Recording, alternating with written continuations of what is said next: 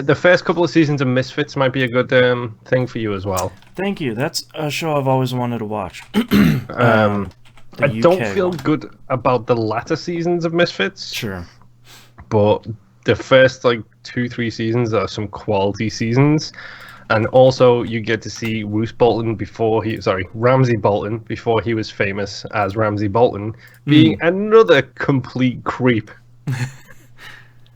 So what other anime were you watching at 2 in the morning on whatever Oh, BBC Jesus. channel that was? Honestly, it varied so much. It was like it showed the classics. Like it showed. There's the first time I saw Ghost in the Shell and Akira. Yeah. It was also the first time I was introduced to the H word Ah, right. because after 10 o'clock in the UK, they don't give a fuck. Right. It's like Everyone's asleep. Play whatever you want. kids are in bed by 10 o'clock. Them's the rules. Right. If you're letting your kid watch TV after 10 o'clock, you can't complain about the swearing and the nudity. Right. Like, You know if what you you're if in they're for. exactly. Oh geez, there's a whole bunch of stuff. I'm pretty sure it was the first time I saw Fist of the North Star as well, and I had no idea what was going on, and I was intrigued by it. But it was always the movies; it was never the shows. Like Right. it never did serialized stuff. It was always just movie. So I saw I can never remember the Legend of Monkey, which is a retelling of Right. the what is it? The story Tragedy to the West. Journey to the West. Yeah, yeah. Except it was set in the future, and the guy was an assassin. Oh, wow. So, really strange stuff. I haven't heard of that in a while.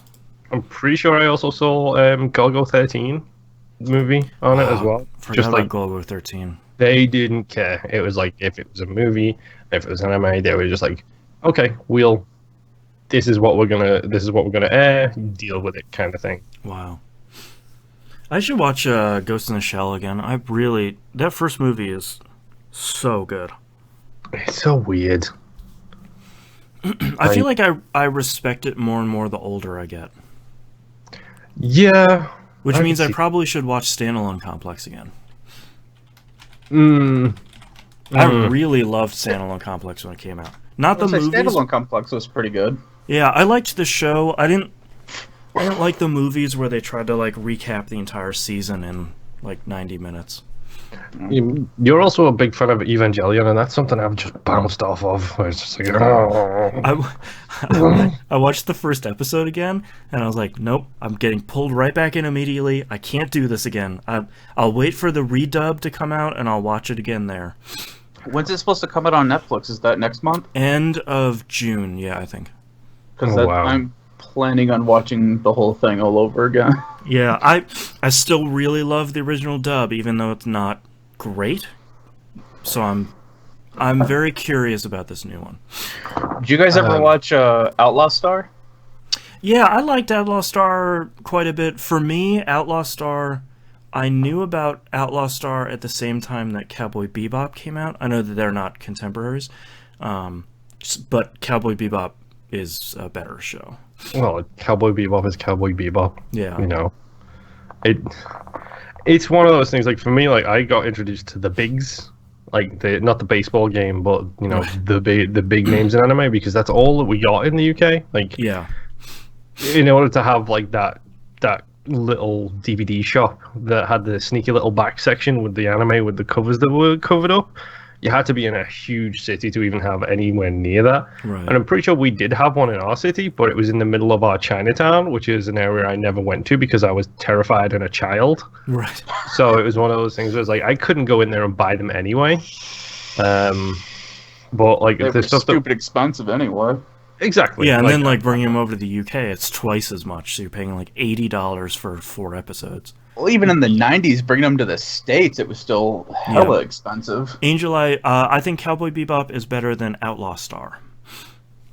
Yeah, like when we were shopping for stuff at Suncoast, it was, you know, when they brought, you know, VHS tapes were like 2 episodes, you chose sub or dub, and that was like $25. And when they came out on DVD, sort of a revelation that you bought 4 episodes, sub and dub for $30. It's like the value there is outstanding. Hey Jimbo. Hey there, Jimbo. Yeah, I mean, for me it was one of those things. Like I never really bought anime too much until I was like only like 5 years ago is when I really started buying it, and it was like that was a smart decision because then I moved to a different country and had to get rid of everything. So right. Well, and now they're like, so many companies put out like an entire series on a DVD box set for like $20. It's like great. Like it doesn't have a dub and it has subtitles, but like maybe the video quality isn't the super best. That's fine. Yeah, I mean, go ahead. Well, I was just gonna say, Spice and Wolf is actually the only anime that I've bought on Blu-ray. The only anime I bought in general, and I actually started buying the light novels for that just because they left it at a cliffhanger. There should have been a third season, and there's not. So, yeah. I mean, I want to say I'm kind of lucky because a buddy of mine back in the UK, Steve, like, he was the most weeaboo out of all of our close friends group. Mm-hmm. But all of his like online friends were like 10 times the weeaboo that he is. Right. A good example for you here, Boston, is I met Adrian through through Steve, and Adrian is the ultimate weeaboo. Like, I love you, Adrian. We say that with love, by the way. Yes. Yeah. But yeah, he was the one who introduced me to a whole bunch of stuff. Like, he's the one who showed me Old Boy before it was like a widely popular movie. Yeah. He's the one who showed me Dead Man's Shoes, which is an indie movie from the UK. Like, he introduced me to so much of that stuff, and so much of like just gone from my memory. He introduced me to Bleach, that's my variation of your Evangelion. It's like you stick to that first episode on a Bleach, and I'm like, right. I'm in. Man, what a strong first episode that is too. It's a really good first episode. Like, Bleach is one of my favorites, and honestly, my favorite thing about it is it's got this really solid piece of music in the first episode, and Steve's wife hates that piece of music. So it's hilarious to me how much I love it compared to how much she hates it. Right. And back when I was in the UK, I used to wind her up just by pulling her up on YouTube or sending it to her or something, and it was just look at this cool new song I found. Gotcha. It was like Rickrolling, but with anime themes. Right. Yeah, I keep thinking that, like, I should try and see what some great anime now is and try and watch some of that, but like we talk about a lot, there's only so many hours in the day.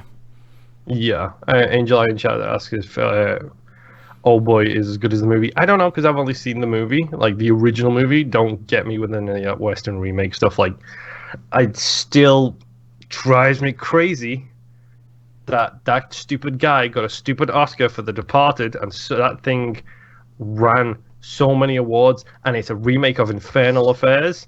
Yep. Oh my word! It literally, that type of stuff kills me, because like, it's such a great masterpiece of movie. It's like, it's literally a scene-for-scene copy of the original version.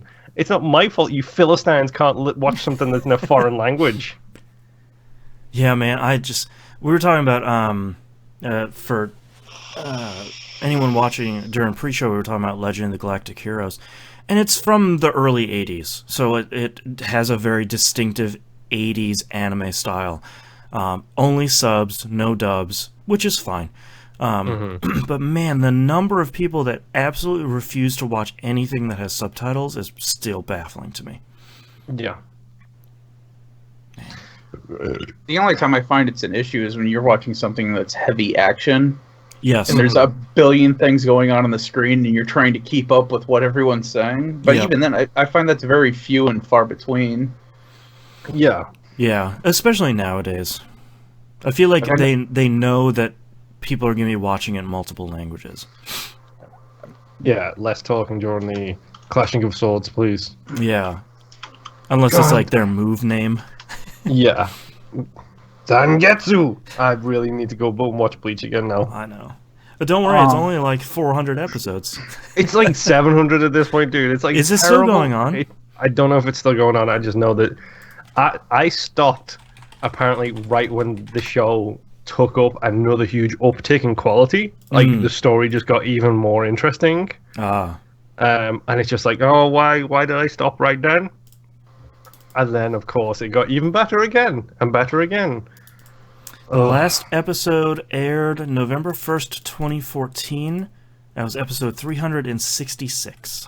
That's a lot of episodes. Yeah. Yeah, the only anime that I really had an issue reading was it's called Monogatari, I think it was. I've always meant to watch that, yeah. Because that is one of those ones where it's not even so much that there's so much going on at the screen, it does a lot of flash tags. So it'll keep changing what's happening on the screen, and then there's also the translations up on the screen for what things mean. So you're trying to read those, you're trying to read what people are saying, everything's flashing. It's like you get epilepsy just trying to read the damn thing. Right. Yeah.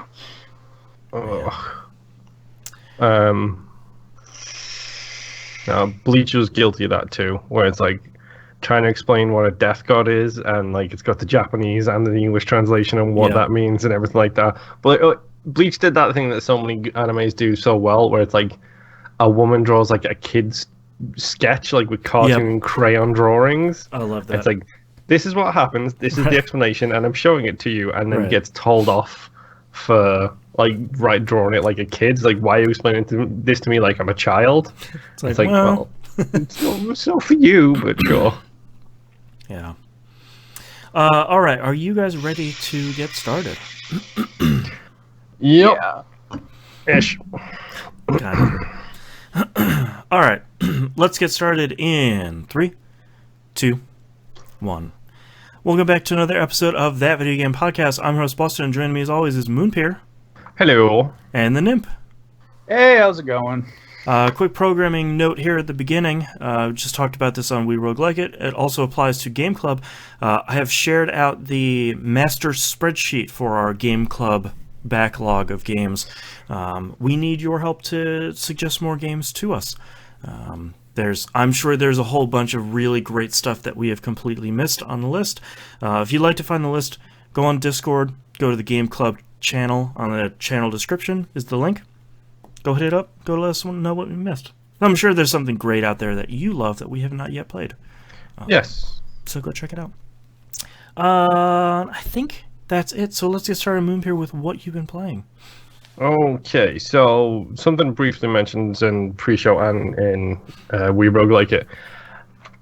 I had a bit of a, not an existential crisis, more of a gaming crisis this week. A game-essential crisis?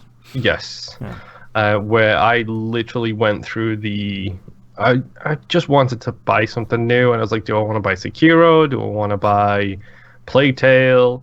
What other games have come out? So on and so forth. So I literally probably spent like 3 hours just scrolling through the Xbox store, looking at new games, upcoming games, games recently released, so on and so forth. I'm throwing this one out there just because I want people to go read the comments on the reviews. Oh boy. One Leaves. It's not a game I played. It's not a game I'm interested in playing. Okay. Just go check out the Xbox store. One Leaves? Yes, the word one, O-N-E, and then Leaves as in leaves a building. Okay. It's got like 500 reviews because it's a free game. 328 reviews, 2.5 stars. Mm-hmm. To your horror, you find yourself in a hellish labyrinth, trapped behind a steel cage. Read the reviews. It's something truly special when it's just a bunch of people talking mad. I can't even read the first review. Yeah. I probably spent 20 minutes just giggling to myself going through those reviews because clearly it's a free game, so you can review it as soon as you've downloaded it and launched it. Mm-hmm. People just went off on it, and I thought I should mention it on the show just because if you want to laugh, go read some of those reviews. You should really go read these reviews. They're really good.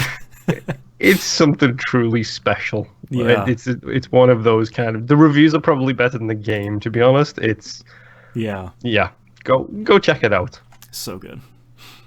Okay, so I know I said I wasn't going to talk about it this week because I'm now on the grind to the 1000 gamer score. I am going to talk about Forza Street one more time. Okay. After this is second to last time. The cars have star ratings. It has rarity drops, so on and so forth. Obviously, right. It's to be expected. Naturally, it's a GD mobile game on a PC. Mm-hmm. So what that does is when you get duplicates, you get more. You get the star bar fills up until it levels up again. And you get another star added onto the car. If you get a duplicate 1-star, it makes it a 2-star. If you get another 1-star, it adds up maybe about 10% of that 2-star ranking. So it's the usual misappropriation of XP, where it's like, no, that should be much bigger, filling that bar. But I had to mention it this week because when you level up a car to 3 stars, it goes from like, I've got a Mitsubishi Lancer Evo, and one of my favorite cars of all time. I got it to 3 stars, and it gets dumb street paint on it when it gets to 3 stars. Oh no! It gets the dumb stripes and the little tribal patterns and all that stuff, like a bad, all around bad flame effect. Mm-hmm. It's really, really dumb. It's like, great, you've got 3 stars, now have dumb paint. Right. It's so bad, and it's just like, man. Okay, sure. You give me that stupid paint, I want to see what a 4-star car looks like, and see if it just gets a ridiculous spoiler on the back, or underglow. Just these two big muscly arms come out of the side. And you don't invoke Tokyo Drift unless you mean it, mister. Start talking about protein powder. I'm talking about the whole car. That's what we're talking about here. Yeah, but yeah, I had to mention it because it was just one of those things. It was like, this is so dumb. Like, yeah, it's like, oh, your car leveled up. It does this like gold shimmery thing, and then explodes a little bit, like a little gold light explodes from it, and all of a sudden it's got this monstrous paint job on it. It's just like, okay, so bad. Sure, why not? Jesus. Cuphead. Again. Yep. Played a bunch of that last couple days too. So I'm guessing you're playing it by yourself. That is correct. I know your child is not a fan of you playing this game. Yeah, my kid was upset because she thought I was watching a movie without her. I keep trying to explain to her, it's not a movie, it's just a game. And she sort of looks at me like, not sure about that. Because it looks amazing. Yeah, I mean, I think we've all seen it, but controlling it's real great looking. Mm-hmm. It reminds me of the Mickey Mouse game on the Genesis. Like Castle of Illusion. Where it had the Steamboat Willie levels, except it's about 50 times better than that could look. Right. So, pro tips to anyone who's going to be playing along with our Game Club episodes this month. Yes. Play it co-op. Right, it has co-op. Yeah. Oh, yeah. So basically, you get unlimited live skins. You can just parry, right? Exactly. Yeah. So, if you get hit 3 times and your co-op partner's there, they can bring you back from the dead, and then so on and so forth until the level is beat. Interesting. It's the way to play it. So, how far are you through it? 1, 2, 3. I think I've done like 5 bosses. Oh, okay. Because I have 2 bosses left on the second island. Which ones? Well, okay. I've done the Mausoleum. I've done the. Have you gotten past the first island? I don't know what you mean by the first island. Okay, so once you beat 5 bosses on the first island, you go talk to the dice guy, and he'll let you to the second island. Okay. Yeah. Okay, so yeah, I know the dice guy, so I could probably do that now. Yeah. We just beat the Plain Lady. Right. Which was annoying. Yeah. We haven't beat the frogs yet, because that seems like a hellhole of a first boss fight. Oh, the 2 punchy frogs? Yeah. Yeah. That seems a little harsh. That one was pretty easy. Okay, so we can go back and get that one. It's harder than it looks. Okay. Yeah, I have found it really funny that Moon, you and I are playing 2 games right now that are both heavily influenced by Mega Man 2. Over on We Roguelike It, the intro for 20XX is just Mega Man 2's intro. And the second set of bosses on Cuphead, there's a dragon fight that is exactly the boss from Mega Man 2, the dragon boss. Oh, that's like the first phase is very much that very thing. Ode to Mega Man. Yeah. I'm excited to play more of Cuphead. I'm liking Cuphead a lot, despite some problems I have with it.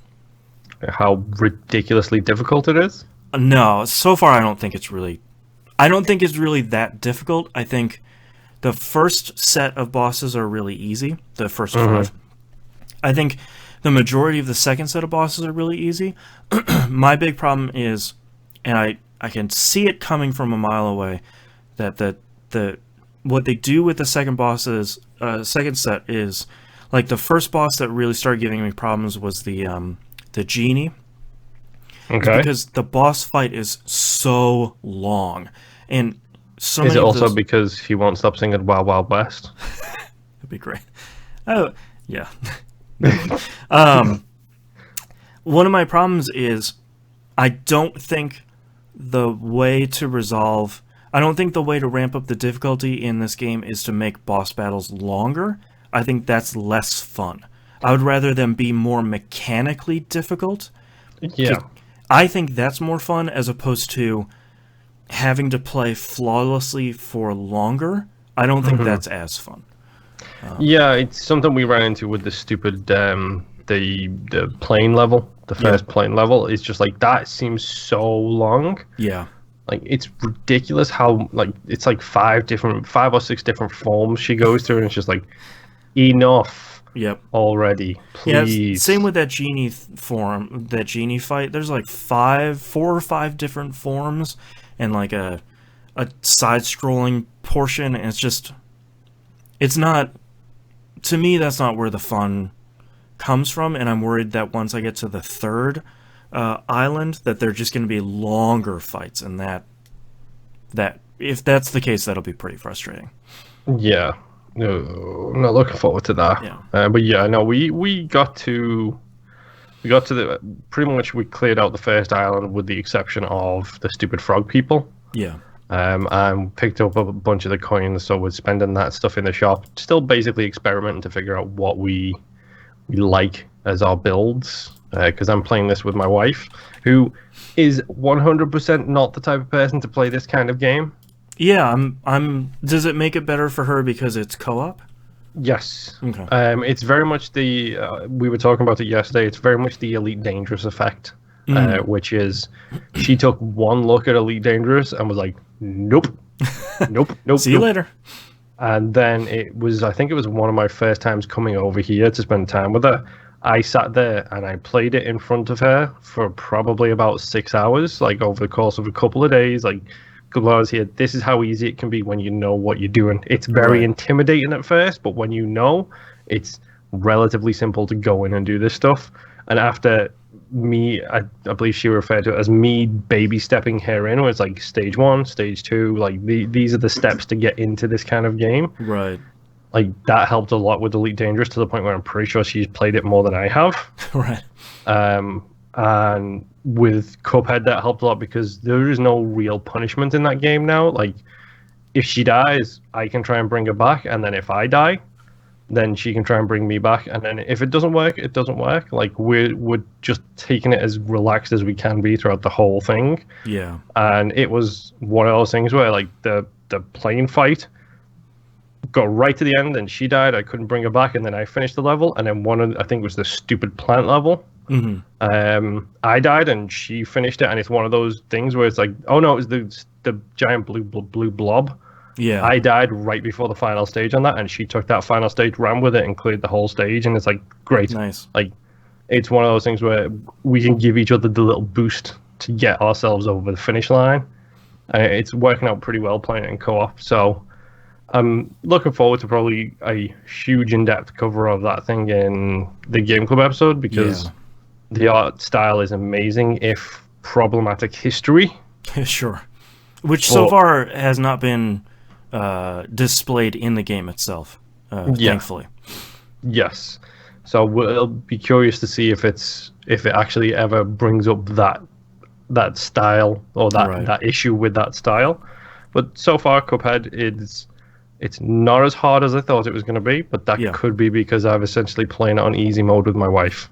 Well, and I think I'm playing solo because I like the challenge of perfecting each boss little bit by little bit, where it's like, all right, I got past that first phase, now I'm seeing the second phase. All right, I got the trick for that one. Now I can get through the first and second phase and sort of rinse and repeat.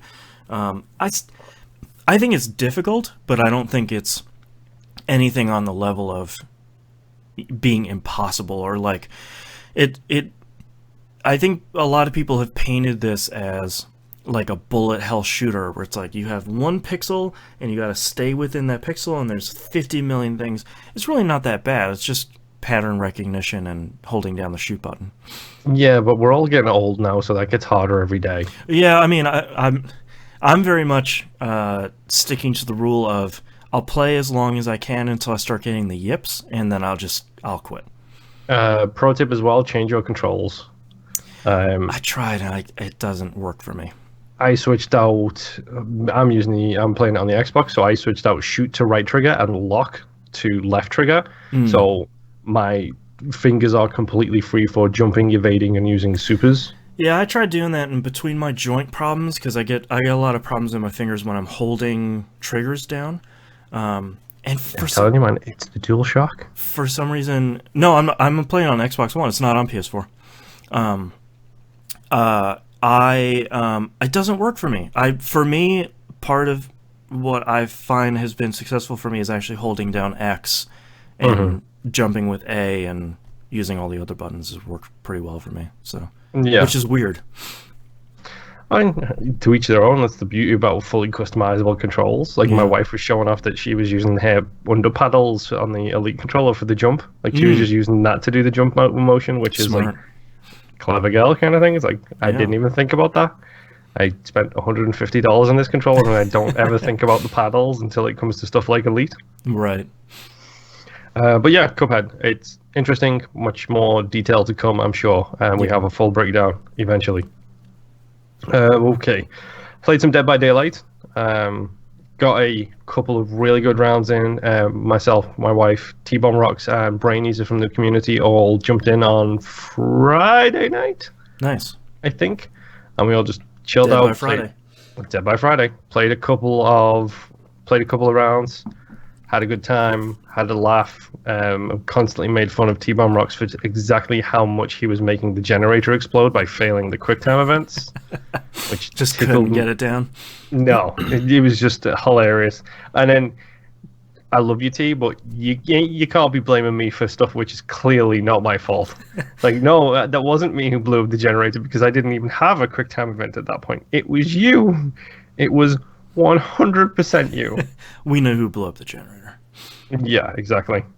But no, it's Dead by Daylight and it's fun, and I get to play around, and I'm surprised because I was doing my dailies for the killers, and my wife responded with, "Oh boy, you're a much better killer than I am."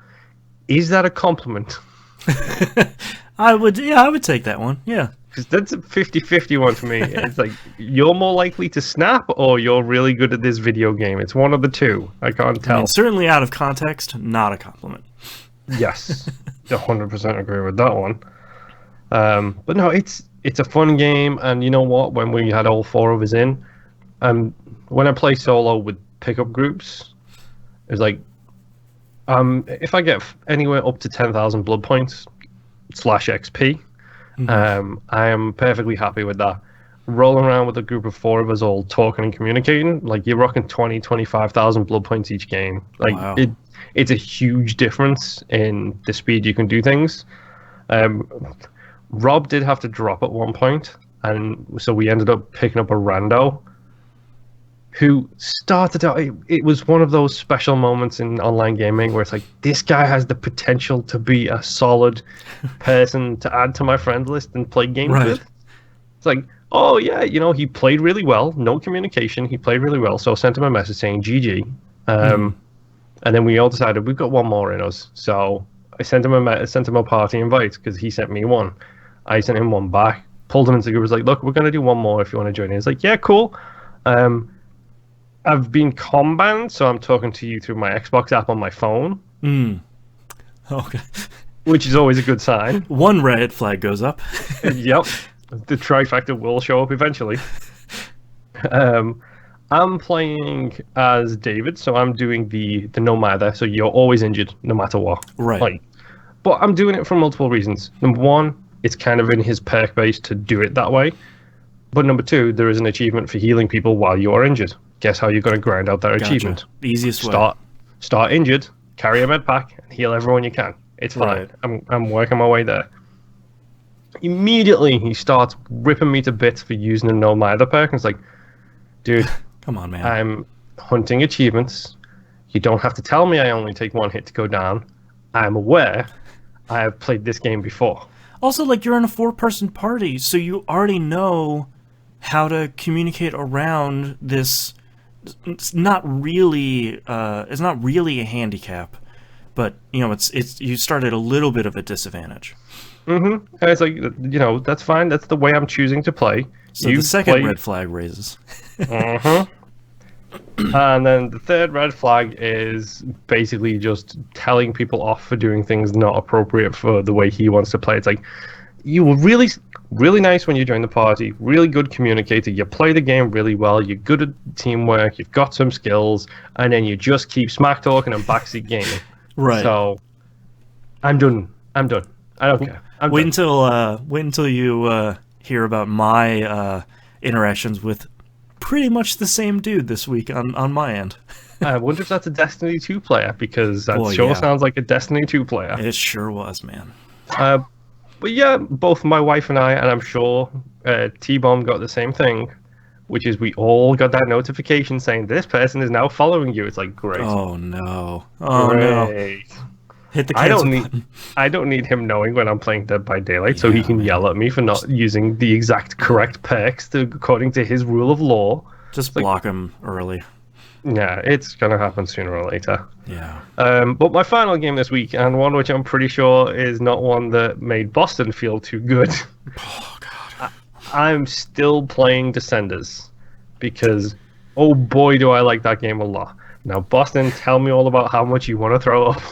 Literally in the first 2 minutes, it made me so nauseous. And indie game developers, your game doesn't have to have screen shake. Not every indie game has to have screen shake. That's the problem. When you get up to speed in Descenders, it does a little wobble. It's a wobble, but I think the thing that really bothers me is it's not the full screen. It's like off in the distance, that stuff shakes a little bit. Immediate nausea, which is a bummer. The game looks cool. I really dig the soundtrack. I've been playing that non-stop on Spotify. Yeah, I was thinking when I started playing it, I think I actually mentioned it to you last week. Like, I was sure this will be a soundtrack that Boston will love. 100%. And apparently it's your Spotify #1 playlist this week. It very much is, yes. Especially, I was doing a lot of podcast work the other day, and I was like, all right, I will take some sort of cool electronic music in the background while I'm working. That's a perfect fit. But yeah, I really wanted to play Descenders because I think even starting that game, you can see how cool the tale will be, and you see the roguelike inspirations. Not possible. I tried it. I gave it a couple tries, and it's not possible. I'm guessing there isn't an option to remove screen shaking either in the options. Not. Doing the Dead Cells attitude where it's like, no, man, it's in there.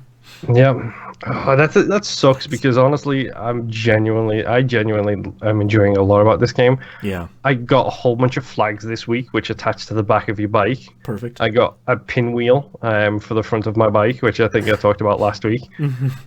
I got a thing of corn which replaces the flag, so it's just this piece of corn sticking up from the back. The dumb great. Cosmetics are the best cosmetics. Yeah. And then yesterday I unlocked reflectors which give me purple like underglow beams like following behind my route. That's really good. Amazing. I'm trying to work my way because eventually one of the cosmetic items you can get is a whoopee cushion. Great. And there is an achievement for using the whoopee cushion 200 times. Great. It's like the stupid horn thing in the pinball game, Yoku's Island Express. Right. Like there's an achievement for hitting that like 100 times. That one for Yoku's Island Express, there's like two of them. I think one is 100, I think the one is like 500 or 750 or something. It's so much. It's so annoying. I love it. But you don't even realize how quickly you've done it because it's halfway through the game and the achievement pops and you still can't help but keep doing that stupid horn. But I mean, I love Descenders a lot. It's on Game Pass right now. Go check it out. There's glitch achievements and I'm fine with that. At this point, I don't care. Like I DGAF to use the Doom parlance. I'm just playing it for fun.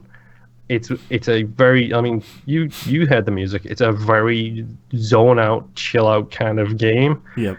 where you just, excuse the pun here, go into a trance while you're playing, and you just do a bunch of spins and backflips, and then you hit a rock a couple of times, you get frustrated, you switch the game off, and you come back to it the next day. It's like, it's a nice little wind down game where I don't have to worry too much about stuff. Although I am now getting good enough to the, very much like Isaac, I'm getting good enough now where a run isn't 10 minutes, a run is like 30 minutes to 45 minutes. Right. And it's like, oh, I'm hitting the final of the first 4 paths every single time now. So it's like I'm getting there constantly. It's like, okay, I can do this. I'm getting better. Oh, what's that? You unlock Career Plus mode with 4 new complete map environments. Oh, no. And the starting one is a desert full of cactuses. Ooh. Why not? That's fun, though. Yeah, so basically there's 8 environments in total, all told. Yeah, it's not just a forest. Yeah, it's like Forest, Highlands, Mountain is a nightmare because that's all like super steep, like fast downhill stuff. And the last one in the main one is like an ice mountain, so it's like literally just snow everywhere. And the only one I've seen on the second path is the desert so far. But I mean, the game's fun. It's stupid. It's fun. It's deep, but not deep at the same time. It's a good chill out game, and I also did play a little bit of the stupid puzzle game. I don't know if you want to save that for your section, which we will, just so we don't steal all of your games, because I know he's about to talk about one of yours as well, so that's fun. But yeah, that's pretty much all I've been playing this week. Mr. Nip? Alright, well, I also played a puzzle game that I'm not going to talk a whole lot about, but I got to the point where, excuse me, I was doing pretty good with the 5, I guess, what, the 5x5s, and then all of a sudden it just pops up and says, hey, start doing the 10x10s. Yeah, that's the stuff. Well, I'm not ready for that at all. And that's all I'll say about that. My wife and I played Diablo 3 together. We've actually been playing it for a couple of years now. My wife is not a big fan of a lot of the noises the game makes. So we tend off my list too. Oh, yep. Jeez. Because a new season just started. Yep. Well, and I don't pay attention to any of that, but my wife and I just played off and on. We finally got to heaven, so we're getting close to beating it now. But yeah, she doesn't like spiders, doesn't like a lot of the noises the game makes. So we just listen to podcasts while we play it. Yeah. Yeah, I don't play it with sound on either, because it gets old after a while. I'm saying I already beat the game. I've already got like a level, 500 Crusader or whatever it is now. Yeah. However they count it. So I started out with a sorcerer, and I actually built him up to the point where I can use his beam ability as super special or whatever. And I'm regenerating mana faster than it's using it. Yeah. So I can just lay on that the entire game and just wipe everything out. You know, that's funny, because I started this new season as a wizard as well, because I very rarely play that class. And I was like, all right, I should take this as an opportunity to play something a little bit different. Like, one of my first legendary items that I got was, there's a skill, and you have a bunch of orbs that spin around you. Each one of those orbs, when it touches an enemy, explodes twice. Yep.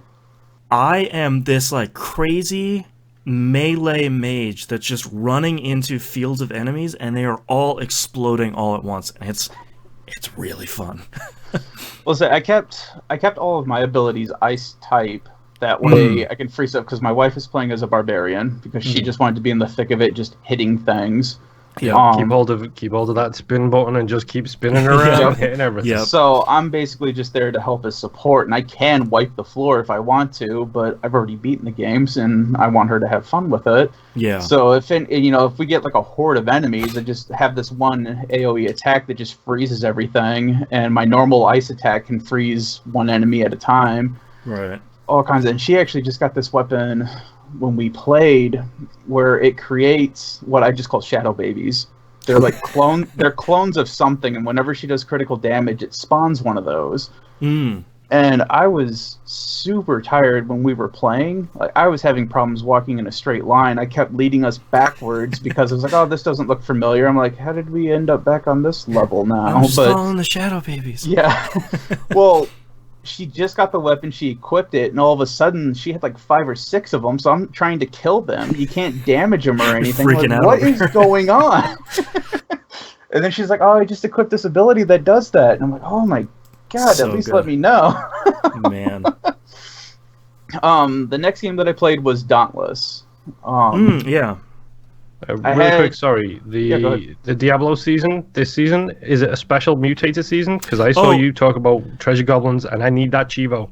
So it's not the treasure goblin season this time. So every season that they're coming out with has a different theme. And thank you for reminding me because I forgot to talk about this one. This one's called Legacy of Nightmares, which is a really weird theme. Basically, you get stronger based on how many ancient items you have equipped, and you get weaker based on how many set pieces you have equipped. So it's essentially the opposite of how you normally play, because normally you have your one build, you find that set that super buffs that build, and then you just rock that. So basically, I wrote down in the description, when you have no set item bonuses equipped, every ancient item you have equipped increases your damage dealt by 750% and reduces your damage taken by 4%. I have 2 ancient items equipped right now, and I'm not super well geared, and I'm doing, I think it's like 550,000 damage is my raw damage stat on my character sheet. So it is, like, if you can start getting, and they increased the number of, they added 3 more torment tiers, so it goes up to 17 now.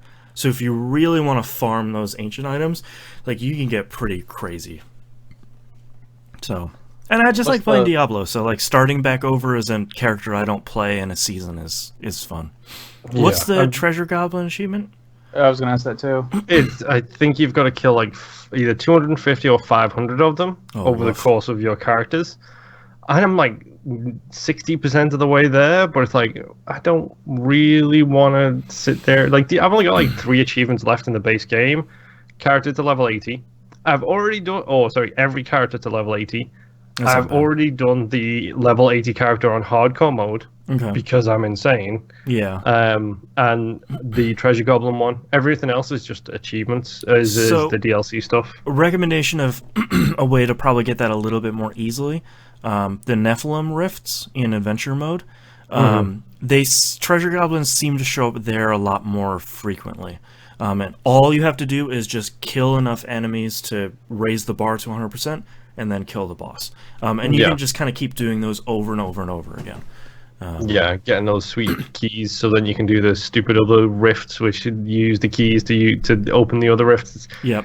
Thankfully, there's only 2 rifts now, so it's just beat the normal mode to get a key, then you can do the other mode. But yeah, Nephilim rifts, if you're ever looking for something to, like, listen to a podcast with and just chill, like, you can you can blow through that stuff pretty quickly. Oh yeah. Anyway, so Dauntless. Yes. So I had a bit of an issue starting it, just because it put me in a queue where I was like the 5,000th person waiting to play it. That's been the thing I've seen the most about Dauntless. Yeah. The first time I tried to log in, that happened. I left it on for an hour and never got any further in the queue. So I was like, all right, I guess I'm not playing it tonight. The next time I logged in was this past Friday. Put me right back at 5,000. I'm like, great, I'm never going to play this game. Right. And I sat there for probably about 15, 20 minutes, and then all of a sudden the number, just started dropping down, and then I was just in the game. And starting out, it's pretty fun what little bit I played of it. It is like Monster Hunter Light. I beat the first 2 monsters that you encounter, I guess, like the bosses or whatever they call them. I don't even remember now. But I've got my 2 sets of armor. I've got my cold set armor and my fire set armor. Nice. And they look pretty nice. And it's a cool looking game. Like, it has a cool style. Yeah, and it's fun. Unless I'm missing it, which is possible, there is not like a lock-on system either. Oh. So there's plenty of times where I've been in the middle of a combo and I'm just hitting air because the monsters moved on or whatever. Dude, there is a lock-on system in Monster Hunter, and I still hit air when I'm doing combos in that game. So I mean, like, this is like, you don't move around as much. Like, the bosses move around a lot, which is great. But like the first one that you fought, you have this big sword that you start out with. No matter what you end up going with, everyone starts out with like this rookie sword or whatever, and it's a great sword basically. And every time I went to hit it, the thing would roll to try to attack me, which would put it away from me. So then I would run up to it, try to hit it. It's going to attack me, so then I dodge out of the way, and then it's on the other side of the field, so then I got to run after it again. And just all this constant dancing around. And most of the time, fighting the thing was spent with me just running close enough to hit the stupid thing. Right. So, yep. but other than that, it seems like a fun game. I'll probably check it out a little bit more. I'm playing on the PS4 right now, and I think it's out for Xbox One and PC as well. I think so, yeah. Because I had to do that Epic Share account thing or whatever. Oh, right. Yeah. So whatever. The next game I played, which I kind of alluded to in the pre-show last episode, was I picked up No Man's Sky for my son and I to play. Yeah. Yeah, it's on sale right now. How much is it on sale for? It's like, give me 2 seconds. I will find out for you right now. I said, because I got it for $19 That's a steal. online. Yeah, The big patch is going to come out soon, too. The big patch already did come out. Unless there's another one I'm on the way. Oh, yeah, there's another one on the way. Yeah, the okay. VR patch, and there's more stuff coming in a little bit later. I thought it already had it. I haven't tried VR on it yet. I thought it was already in there, but It might be, yeah. But I don't know. I haven't tried it yet. No Man's Sky is $37 on sale or digital on Xbox right now. Okay. Still not close enough to 20 for my liking. Yeah. But it is a really fun game. I have to ask. Did you get the Hellscape start that my wife and I got? Yeah. Because we both got the Hellscape start when you start on a planet that's trying to kill you. Oh yeah, everybody does. My son did too. That sucks. I actually died within the first 5 minutes because apparently you're supposed to find your ship and it's supposed to show you where your ship's at. You're either supposed to either wake up next to your ship or it's supposed to be within a certain distance of you. Mm-hmm. Mine was not. I was on a radiated planet. You have radiation shields to protect you, but those go down as you play. The whole game is basically a survival game. So you're playing, trying to keep, your bars up and all this. And I started running around, kind of panicking, trying to figure out where I was supposed to go as I'm watching my shield dropping, and then I just ended up dying. Spawned next to my ship. Hey. Found out that if you go into the ship, it will regenerate your shield. I'm like, well, that's great. Right. Then the icon pops up for where my body was at, and I died. So I went over there and found out that I was only like 2 hills away from where my ship was at. So that kind of sucked. But my son had an even better experience when he started, because he spawned inside of a rock formation. Great. And he managed to get himself out of that, and I was kind of watching him play it. And I was telling him, I was like, all right, this is what you have to do to repair your ship. Because at that time, I had already done my ship. I was already flying around in space and stuff. So I was walking him through what he needed to do. And we couldn't find his ship. Like, the icon was showing over a rock formation. Mm-hmm. And that's when he told me that he had spawned in one and managed to get out. I'm like, oh, what the heck? So we go looking around. And we found out that we could get close enough to his ship to make the repairs. We just couldn't get in it. Like, all right, this is what we're going to do. We're going to fix your ship. And then we're going to summon it. Because anytime in the game, you can summon your ship to wherever you're at in the planet. And then we're just going to pray that this works. So we spent about a good half hour getting all the materials and stuff you needed to fix a ship. Got it fixed, and I was like, all right, pick a direction and just run as far away as you can for a little bit, and then we'll try to summon it.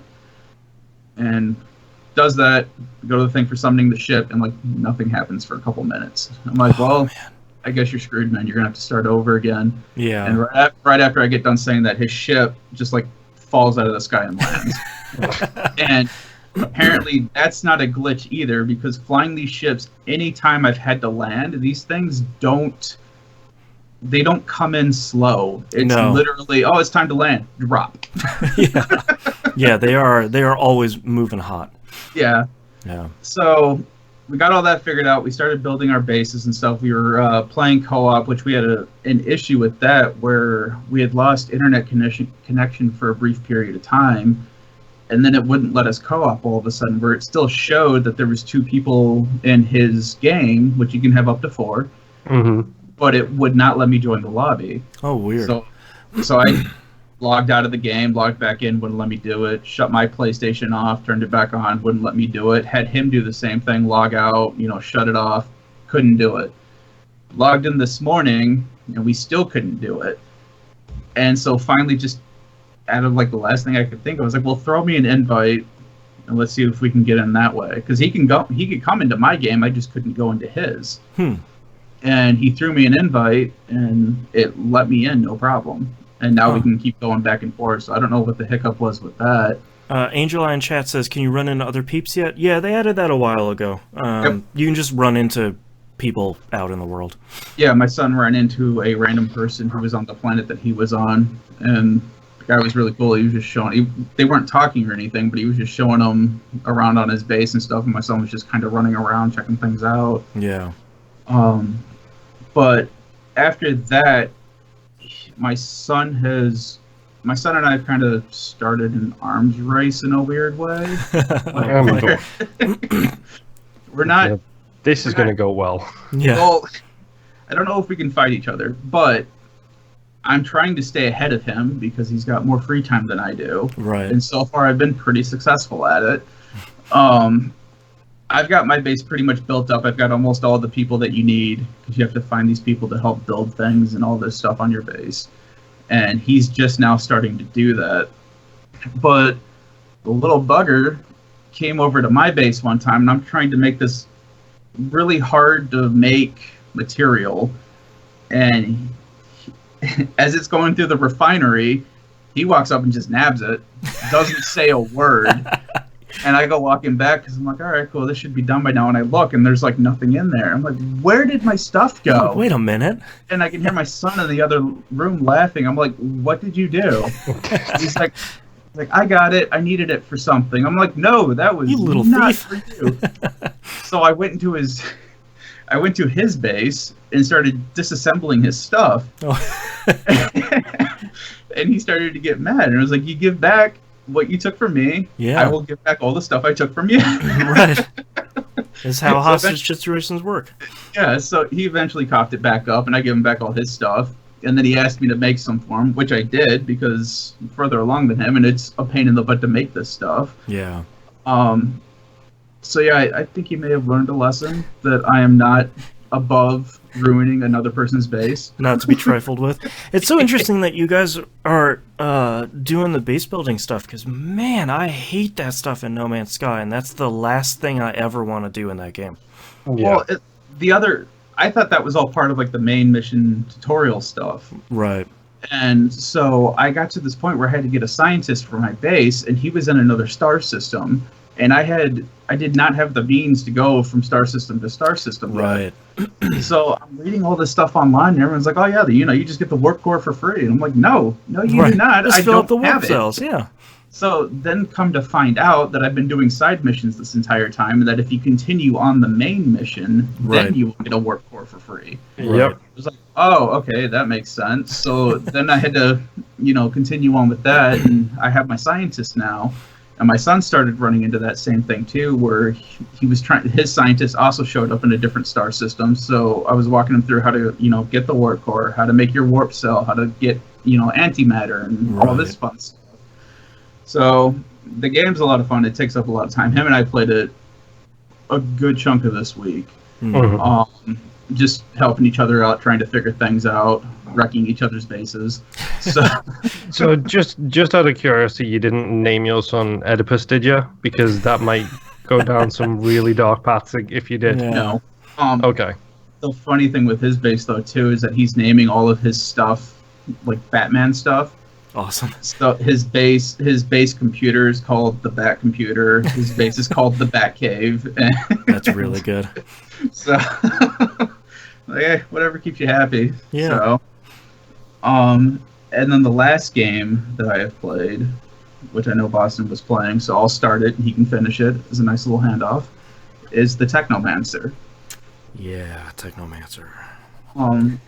So I have played a lot of this game, and it feels like every time I complete a side mission, I get like 5 more of them to complete. And it's not really bothering me. Yeah. It only bothers me a little bit because some of the icons aren't very helpful when trying to find certain things. Like, you can shut off missions and stuff so you're not tracking them.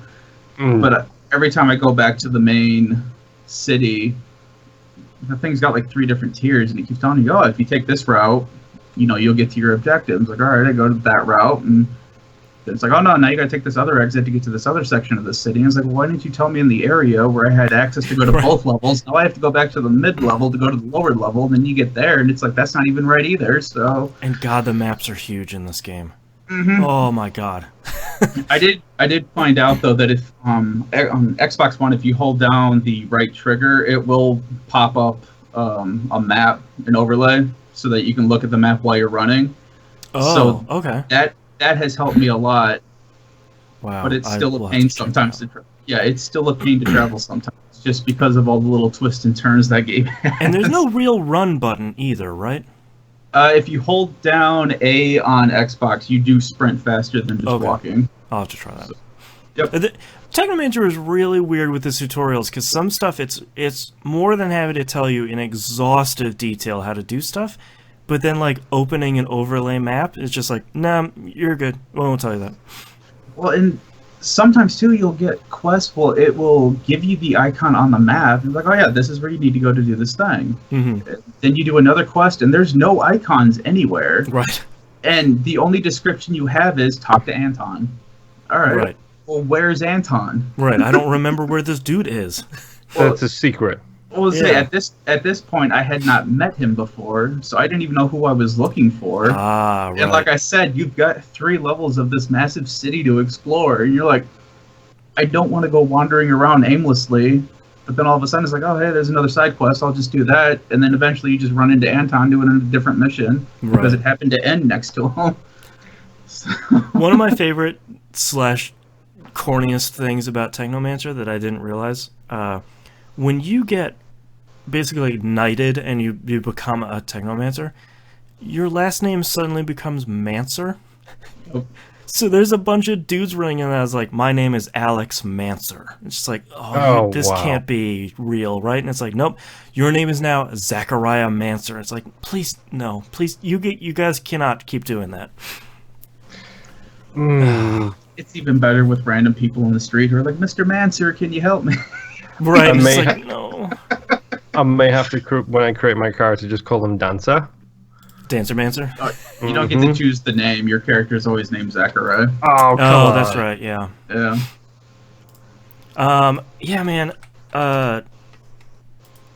This game is... I will continue to call it a budget Mass Effect. Then that is both a good and a bad thing at the same time. I had so much trouble playing this game this week, and I was about to stop playing it, because when you finish the tutorial, go through this whole tutorial, you go to this, like, they teach you how to do the completely ineffective stealth mechanics, which... Yeah, I saw that when my wife was playing this. Like, he walks up and he's just like, "Patow!" and it does nothing. It takes like 25% of their health off. It's like, no, I need it to kill him. That's how stealth mechanics work. Go through this whole big tutorial, you fight this like dumb mantis at the end of it. It's just not a really great boss fight. Does not lead with its best foot forward. But after that, the guy's like, all right, cool, if you want to go get your it's very clearly like, if you want to go get your main mission, go talk to this lady. But I've got a little something for you to do. And it's like, okay, cool, I want to go do the side mission because I don't want to get caught in like this thing by doing the main mission. That was incorrect, because that side mission fights are very quickly. It's like 1 person, 2 person. That's fine. Very quickly, it's like 4 or 5 people you're fighting against. Yep. If it's just you, that is an impossibility. So I went to go do the main mission. It's like, well, screw it. I'm not gonna do this side mission right now. Whatever. Immediately, they give you 2 party members. One's just got a gun. Guns are stupid strong in this game. The other one's basically got like a sword and board, and I am just mowing through everything at this point. Angel in chat says budget Mass Effect 1, 2, 3A. This sounds like budget Dragon Age 1 to me. Yeah, like it's definitely 1. Yeah, maybe more like budget Dragon Age 2. Like it has very much like it very much wants to be a BioWare game, but it kind of can't figure out which one it wants to be. Not a bad thing. It's just very much it's not a AAA game. I did a whole bunch of side stuff, and it wanted me to go kill a bunch of like defectors from the army or whatever. Fought a boss fight that this dude just had a minigun and was just tearing me up. Set the combat to easy, and I'm having way more fun now. But at the end of it, it gives you the standard choices. It gives you 3 choices. One is like kill this dude, one is arrest him, and one is let him go.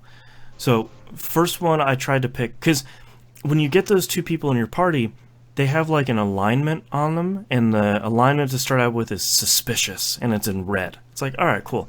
Suspicious of you or the world, yeah, or I believe of me. Yeah. Okay.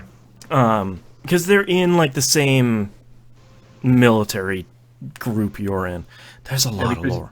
Yeah, you get promoted to a lieutenant in the army, and these 2 are your platoon underlings that you're in charge of. Yeah. There's a lot of lore in this game that I've sort of been skipping over. Is one of them the D-bag from the beginning who tries to wind you up? No, but both of them are kind of D-bags in their own right. So I was like, okay, cool. If I want them to be less suspicious of me, so I want to do the right thing in this fight. I'm going to arrest them, because when you first meet these 2, the 2 people that are part of your squad, they're like really kissing your butt. They're like, oh man, you're a hero. It's so nice to meet you, whatever. So I was like, cool. If I arrest this guy, I bet that will bring them onto my side a little bit more. That guy did not take kindly to being arrested and murdered me. So I thought, let's try playing this. Let's try fighting this again, and let's try just letting him go. I let him go, and my 2 party members did not really care. So it's interesting, because being a fan of Mass Effect series, and especially being a fan of the Dragon Age series, I'm sort of expecting there to be that party banter, or at the very least, the party members to react somehow to a seemingly large decision that I've made, and for them to not really do much feels a little frustrating. Mm-hmm. And they do eventually get more into that. Okay. Where you'll make a decision, one of them probably won't be happy about it, the other one will be like, no, that was great, you did fine. Right. Good job, boss. So, yeah. Yeah, so so it's that, like having Morrigan and the stupid night guy on your team in Dragon Age 1. right, it's just like, will you 2 stop fighting, please? How is it that I know I can remember Morrigan's name, but not the dude who's like the main character in the story apart Morgan from you? was in like all 3 of them, so. No, I think that guy starts with an A. I can't remember his name. Alistair. Yeah, there you go. Yeah, Alistair the worst. Mm-hmm. Thank you. Dragon Age 2. I think one of my bigger problems right now is I don't mind that it's a little janky. I don't mind that it's a little bit low budget. I'm having fun with it at the beginning, sort of in spite of itself. The skill upgrades seem pretty cool. The weapons you get are cool. I'm not slurping enemies to take their extra money, because the game very much early on does the exact same thing Vampire does, which is like, look, man, you can get a lot of money by slurping these people. Mm-hmm. Every life is precious. It's like, why'd you have to go say that? Now I'm not going to slurp anybody. Ugh. Yep. So I have like no money. Well, honestly, though, you everything respawns every time you leave the area, pretty much, or at least when you save and come back in. So life is very much not precious. So you'll be fighting those same people all the time, and they always have crap on them, and you can always, either recycle it to get materials to craft, or you can just sell it. Right. Because like right now, I've got 7,000 serum Right. And I don't really have anything to do with it. Okay. So, is your position, correct me if I'm wrong here, Nimp, but as a full legal representative of the house here, I would like to say, is Nimp pro-slurp or anti-slurp? I have not slurped at all. Okay. Okay. So firmly anti-slurp. Yeah. Okay. We all fall in the same house. We Right. are the anti-slurp Well, house. just because they also tell you too that if you kill, it will affect your karma, and there is an achievement for ending the game, finishing the game with bad karma. Oh, okay.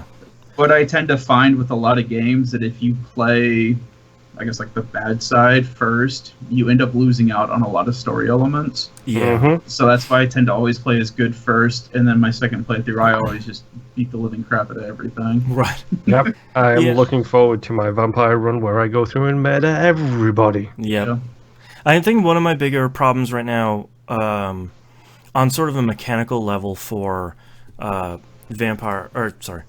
Technomancer, is I really wish when they give you side quests, they give you a level recommendation, because if they would have given me that for that very first mission, because when you go up to that mission, you run into these dudes and they're like, "Hey, you can come see the boss if you have a card.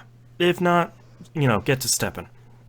No indication of where I should get a card whatsoever. So I was like, "Well, I'll just fight through them. I'm not in the mood to pick around this massive underground map to do this." If they had given me some sort of recommendation for like, "Oh, you should be level 3 for this," then I probably would have gone to do the main mission first and then come back. But that's a fairly minor thing at this point. They have it where the enemies scale with you. Oh boy. Okay. Pretty much. So if you were level 24, Right. you would be fighting the exact same guys just at your level. Oh, The okay. biggest issue, because I know what you're talking about when you're trying to go see the guy, Yeah. the biggest issue was that you tried to do it by yourself while still trying Yeah. to figure everything out. Yep. Having those two other guys with you now, if you went back there and did it, Oh yeah, I breezed right through. yeah, it. you would be more likely to be able to fight them because the game isn't meant for you to play it solo. Yeah. So everything's harder in the beginning, which was why I stuck with the bow staff for so long, because that whole thing, like all of its attacks are pretty much AoE if you keep doing the right trigger. That's what And I've with been doing. Yeah. Yeah, and with the lightning energized on that, it stuns everything, so it made it a lot easier. Yeah. Until I got into the position you were in, where all of a sudden I got party members, and I'm like, oh hey, this is way easier. Yeah, and it's crazy how strong guns are in this game, because it's basically like you're playing a Batman game in reverse. It's like you can two-shot a guy with a gun, and they are 100% dead. Or you can hit him with a staff for about a minute, and then they'll be dead. It's crazy. Disruption is the best way to go about it too, because even if you don't kill them outright, it stuns them, so they can't do anything anyway. So. Yeah, that's what I've been doing.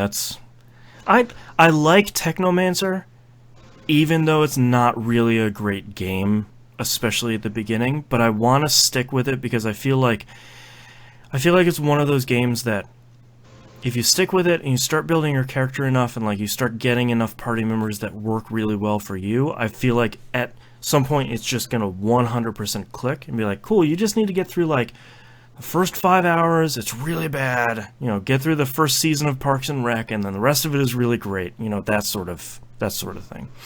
I'm not there yet.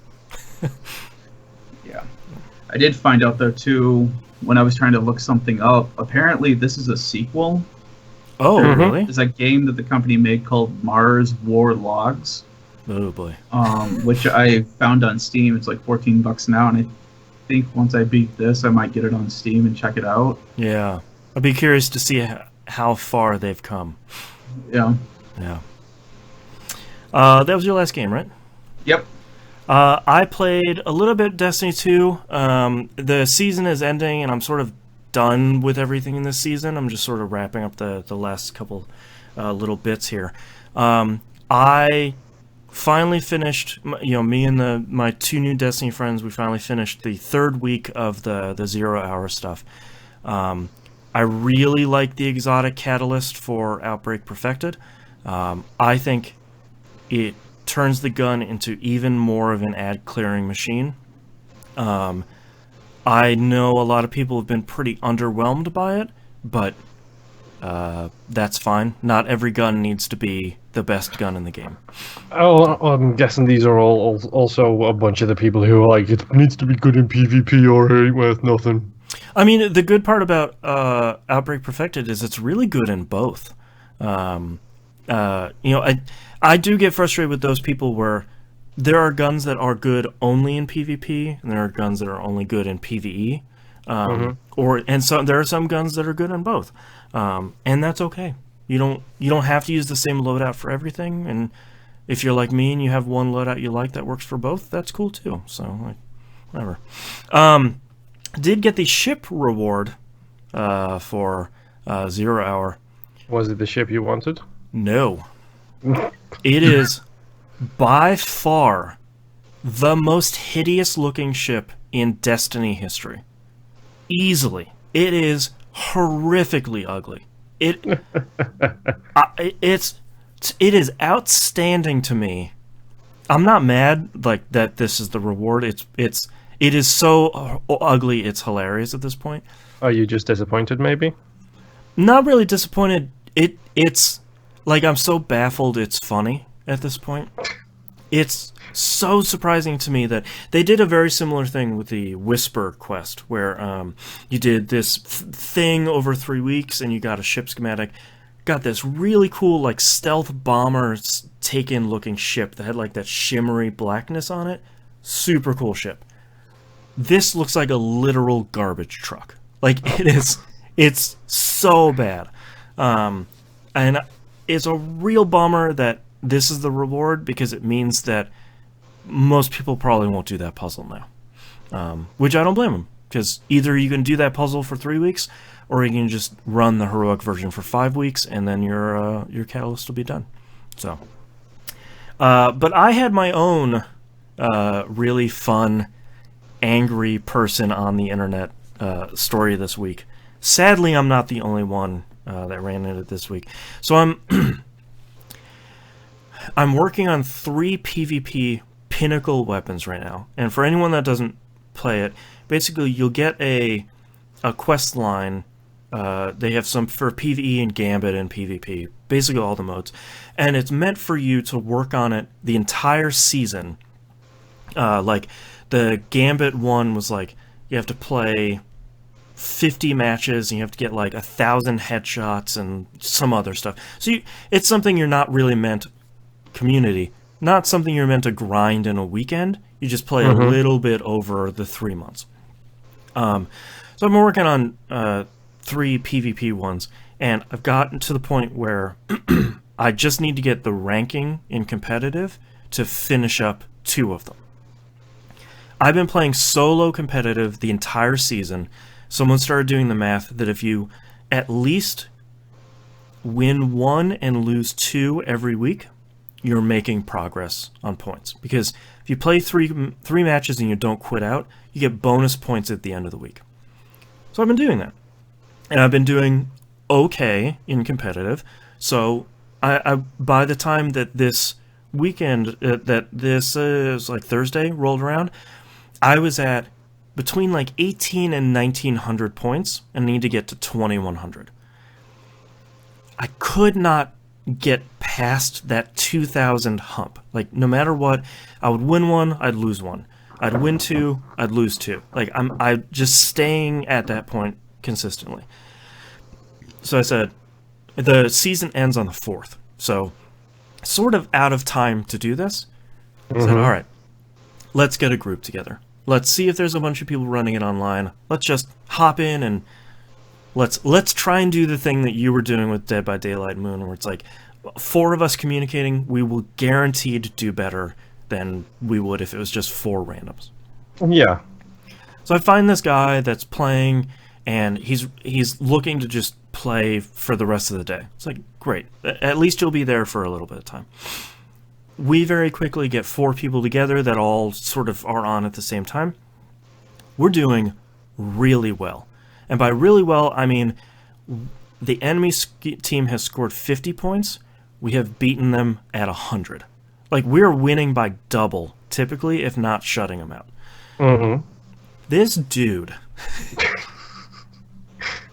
was so angry. Like, he's one of those dudes where every death, of course, is not his fault. It's just the enemy is too good, or someone legitimately was DDoSing us one match, and our connection was garbage. And he's like slamming his fists on the table every time he dies, and he's like this string of expletives. And it's like, first off, take a walk around the block, breathe it out, it's all good. Second off, he was really good. He was typically at the top of our team's leaderboards. Like 2.0 was usually his ratio, so he's doing really well. And we're beating the pants off of the other team. So, like, there's virtually no reason for you to be this upset about a video game. And yet here we are, with you slamming your big ham fists on the table. This is something I have been guilty of in the past, is if you are good at a game and you know you are good at a game, unless it's perfection, it's not worth it, and it's very irritating. Like, I got to that point in my Left 4 Dead days. Like, was, like, we ran some perfect runs on that game, and it's one of those things when everything's flowing right and everything's good, it's like, yeah, you know, this is right. I'm perfect. We're doing great. This team as a whole. I'm a golden god. Exactly. Yep.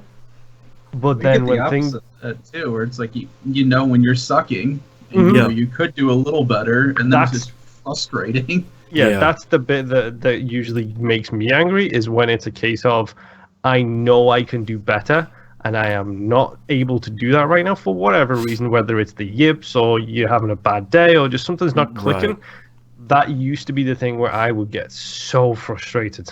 Yep. And it's like, I used to be that guy. I'd never express it on, like, over the microphone or anything, but I would just simmer inside until it was this boiling pot of rage. Yeah. Yeah, you do it like an adult. You mute your mic, you swear at your TV, and then when you feel good, you turn your mic back on. Twist the controller a little bit.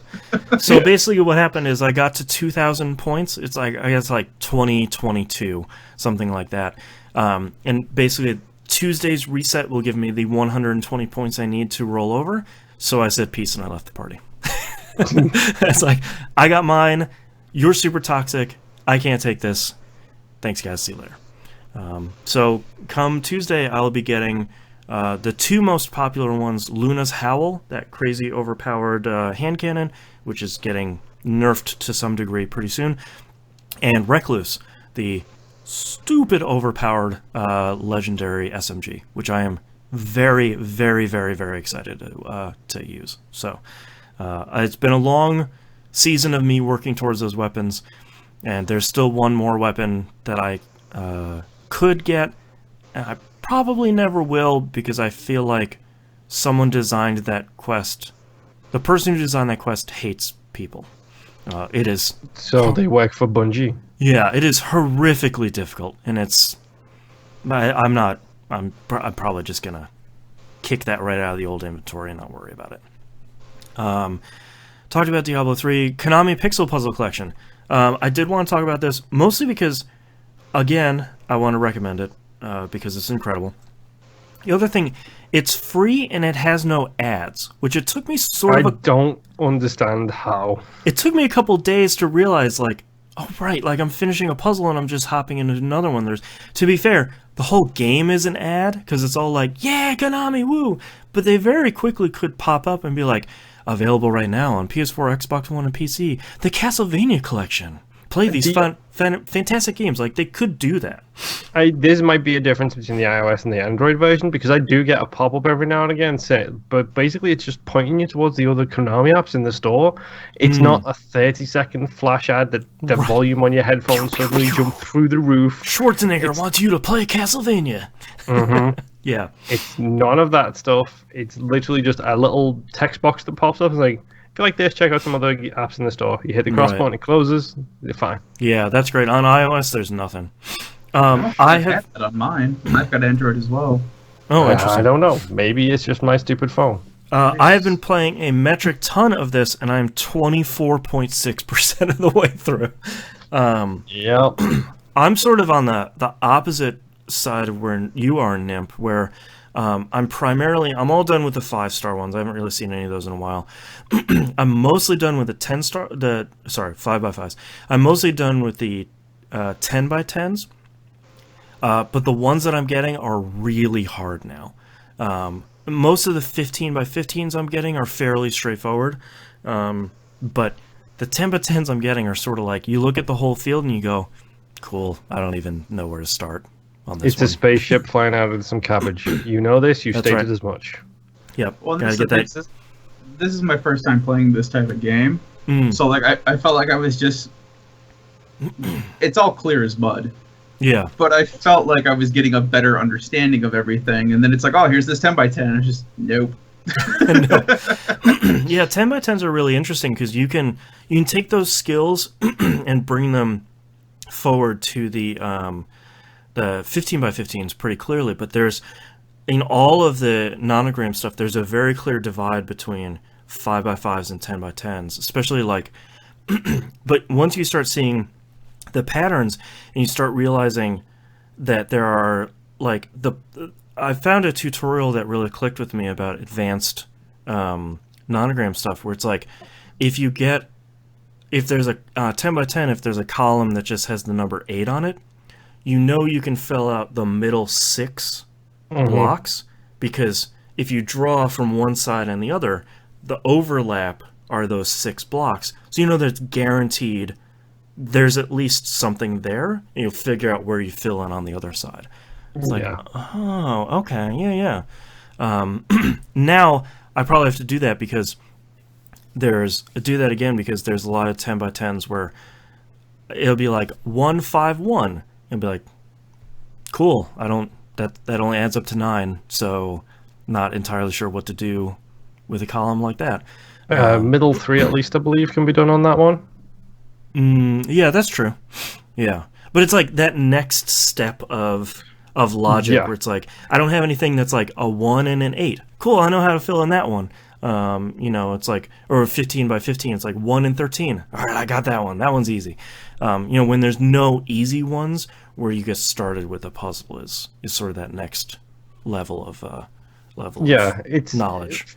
For anyone listening as well, it's kind of like Sudoku. When you start doing Sudoku, it's like, okay, there's a 1 in every single thing except for this square, so that has to be a 1. And then you go from that kind of like input to, there isn't any 1s around here, but logically speaking, this is the only place where a 1 could be that would not block off a different one in the other different squares, even though none of them actually say 1 on them. You start seeing the matrix. It's a big logic jump, but I think once you get over that hump, it starts all making a little bit of sense. You've got to you kind of got to stop thinking the way you've been taught and think sideways. Whereas, like you've got 9, fill in the middle 7. Yep.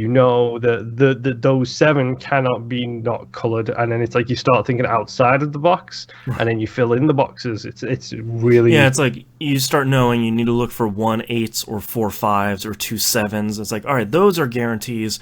Those are definitely going to fill the entire column. That's the thing too, because I understand what you guys are saying. Right. It just takes a second for my brain to process what you're saying. Sure, yeah. You guys are talking about thinking outside of the box. I can't even find the damn box. Right.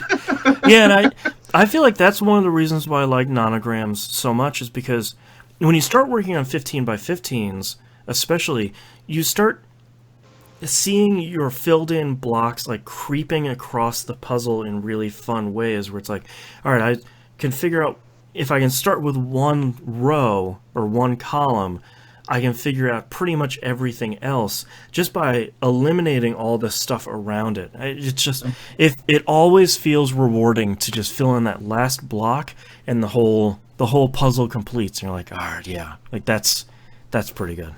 Well, and that was kind of how I solved the last 5x5 that I did, was I was trying to just basically imprint the pattern that I made on one side to the other side, and hey, look, I solved it. Right. So. Yeah, I cannot recommend this enough. I think between it being free and having no ads and having what has to be hundreds of puzzles, I'm finding out now, instead of just like 150. It's terrifying. There's so much content in this game, and it to me, I know this sounds weird, it's one of the better controlling nonogram games, because of, there's even simple stuff where like you click on a set of blocks you've already filled in, it will tell you how many you filled in already. So it'll be like, oh, this is just an 8 blocks connected. Between it crossing out stuff on the edges and filling in lines you've already finished, like it's really friendly. It's a really great way to start on this series. So go get it. Konami PixelPuzzle Collection. Usually just called PixelPuzzle Collection on everything. So go check that out. And lastly, I was in the same mood that you were, Moon, where it's like, all right, I'm looking through my wish list. I don't have anything I want to play. Like, everything's a little too expensive for me to buy right now to justify. I definitely don't want to play anything on either console. I don't have anything in my backlog I want to play. So I forgot that I had recently purchased Tacoma on PS4 for like $4. I was like, all right, maybe I could play Tacoma. Let's check it out on How Long to Beat. 2 hours? All right. That's more like it. So I started and finished Tacoma. Man, Tacoma's a really great game. Yep. I believe that made my Game of the Year list the year that it came out. Yeah, I think it came out last year, I believe. If not 2017. But, man, if there was ever a game that was really suited, like tailor-made for me, it is definitely Tacoma. It's this cool short, it genuinely does take about 2 hours.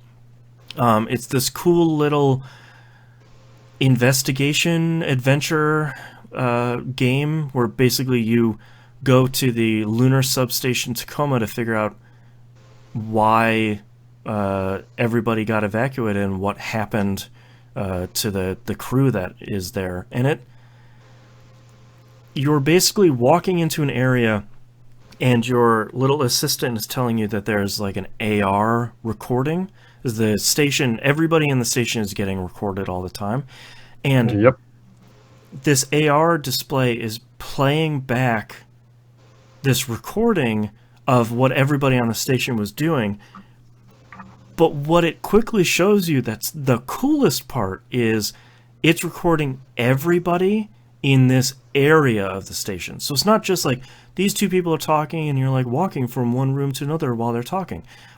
You can rewind and fast forward and replay this recording, and you can go 3 or 4 rooms over and two people are having a totally different conversation that then bleeds into another one. So you can replay this a whole bunch of times. There's 8 people on the station, I think. 6 or 8. I think there might be 6. Yeah, something around there. And each one of those people has their own part to play in each one of these conversations. And it's really, really, really great. I think, to me, I think it lives in the same sort of sphere that something like Edith Finch does, where it's this cool, story-driven. It's not there aren't really any mechanics to it other than interacting with stuff and sort of playing and fast-forwarding, rewinding these recordings. But it's such a cool way of telling the story, and the story was legitimately interesting and took a couple of turns that I definitely would not have expected, and it turned out to be a really, really great experience. And it's on Game Pass right now. For anyone that wants to play it over there.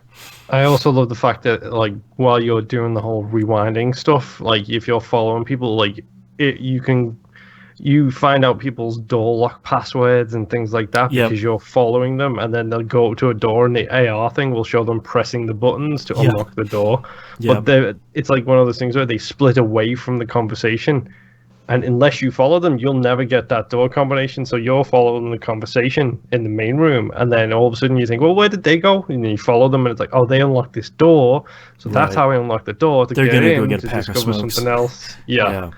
And you're investigating, you're sort of like hacking people's AR displays as part of these conversations. So like every once in a while you'll see they'll pull a screen up in front of them, and you can go interact with that, and you'll see emails and text messages and IMs and character, like basically the equivalent of character sheets, like bios and stuff like that. Yeah, like it's really cool. I would really recommend people go check it out. It is really only 2 hours, so just take it in a sitting and just sort of enjoy the ride. I'm also pretty sure that this is a couple of indie devs. I think this is the Gone Home team. I believe so. Yeah, Fulbright. Yeah. Yeah, and they are big fans of other games because the Starbender series makes an appearance in this game. Yep, I found the Starbender book from Prey. Yep, as does Blades, which is an adult book from the Dragon Age universe that the Dwarf writes. Right, that's right. Which I didn't know anything about this. Yeah. My wife caught it, being the ultimate fan of Dragon Age. Mm-hmm. And she may have tweeted at the game and got a response from the lead artist, neither confirming nor denying that there is such a link that exists. Wink, wink, nudge, nudge. Yeah. So go play Tacoma. I think it's on sale right now on PS4 for like $4 or $5, and it's on Game Pass for free right now. It's a great game. Yeah, it's a great game. Just 2 hours. Go check it out. And that's all I've been playing. It sounds like it's pretty light, so it's not like horror. No, there's no. Okay. Yeah, what's really great is there's a it's a legitimate. You're legitimately trying to find a reason for why they left, not.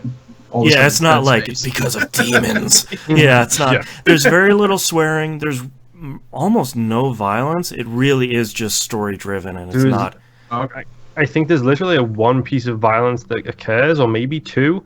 And the way they frame it, which is excellent, is the AR display kind of goes out when it glitches and gets fuzzy.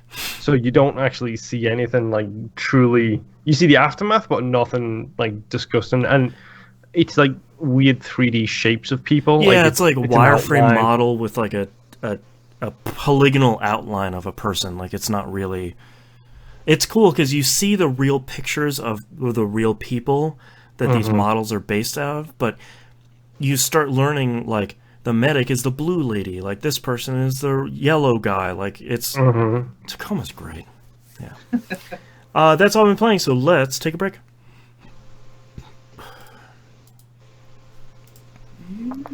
I'm gonna cut a news story here.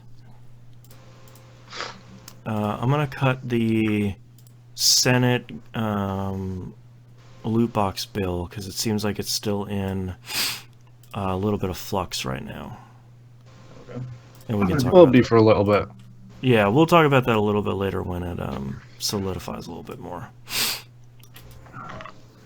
Do we have to talk about Pitchford this week? No, he's not on the list. Thank God. Because I know he was up to his hijinks again. Yeah, Gearbox said they were gonna. I forgot about that lawsuit with their old lawyer, financial guy. I don't remember. Where they were like, "We are totally countersuing this guy. He is screwed." That guy came out this week and he's like, "Yeah, they didn't do that. They didn't do anything, as a matter of fact." Yeah. Well, I'm assuming you've heard about David Eddings as well, which it makes me laugh because I never made that connection before. So, well, what's really disappointing to me is the internet again. So for anyone who hasn't seen it, David Eddings voiced Claptrap for the first 3 games. Yep. And he worked at Gearbox as like a CIO or like CFO or something. Like he was a higher level executive at the company. So he wasn't getting paid for his voice work in the game because he was already working at Gearbox. Yeah. So now that he has left Gearbox, when they approached him to voice Claptrap in Borderlands 3, he said, "Sure, but I need to be paid." And I guess they offered him scale, and he said no because of how large of a character or how important of a character Claptrap is in those games. He felt like he deserved a little bit more. Yeah, and I agree with him in this case. If you've got Nathan Drake after 3 games, you make sure that Nolan North doesn't get scale. Right. Nolan North gets a little bump. the thing that was really disappointing to me is people on the internet saying like, "Oh, now he wants to get paid for being Claptrap." It's like he should have been paid in the fucking first place. Right, he should have been paid in the first place. Maybe not a crazy amount because he was already getting what I would hope is a fat C-level paycheck at Gearbox. But still, it's a different job. He's doing an extra job for it. And like now, he should definitely be getting paid for Claptrap and be getting paid a lot because Claptrap is really kind of the main character of the Borderlands games. So just pay the fucking guy, and don't like go get on Twitter and call him greedy because he wants to get paid for the job he's doing. Yeah, how about enough of this cult of personality bullshit, please, people? I don't care. Especially not for Randy Pitchford. Yeah, Jesus. Of all the people. Yeah. Pitchford, Musk, fucking Jeff Bezos, fuck off with them all. Stop promoting snake oil salesmen. That's all three of them, by the way. Like, these are all people. I don't care if you make more than 5 figures. Like, well, let's say, okay, let's be generous. Let's say if you make more than 6 figures a year in general. Like, so if you're on a 7-figure sum at any point, you got there off other people's backs. Yeah, Randy Pitchford's not the only person that works at Gearbox. Yeah. Grumble, grumble. It still makes it difficult because I don't want to necessarily support him. Right, but like I want to support the 400 people that are making Borderlands 3. That are allowing him to have the voice that he has. Right. Can we get 1 million people to sign a petition that says Randy Pitchford stops talking and we buy Borderlands 3? Right. Go away, Randy Pitchford. Like, yeah. Well, but yeah, it's weird because a while ago, I think I recommended a fantasy book to you, Boston, called The Redemption of Althalis. That was written by David and Leah Eddings. Interesting. Who is David Eddings' uncle. Wow, okay. David Eddings, who now works at Rooster Teeth in the Rooster Teeth game development side of things. I forgot that Rooster Teeth does game dev now. So he moved over there, so he's working with them now. He found out his uncle died when he was at a convention, and someone who was a fan of his uncle's books said to him, "Oh, you're dead. You died." It's like, what? No, I'm still here. Thanks, though. He's like, no, it was his uncle who died very recently. It's like, I feel bad for the guy. Right. He's also got the same name as not a legendary, but a very well-regarded fantasy author. Right. Who was prolific in like the late 80s, early 90s. That's funny. It's really weird, like the universe is small kind of thing. Yeah. I just realized what time it is, so are you guys ready to wrap this thing up? Yep. Come on, old man with your pipe. Fuck you. Don't make me get my actual pipe out. We don't have time for that. Maybe next week. Yeah. I can't smoke in the house anyway, so. I love the smell of pipe tobacco anyway, so. Anyway. All right, let's get started in 3, 2, 1. Let's talk releases for the week of May 27th, 2019.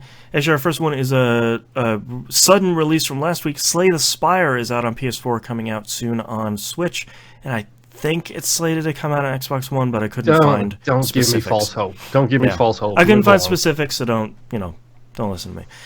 Brothers, A Tale of Two Sons comes out on the Switch, except it has a brand new added mode. Co-op mode. Question.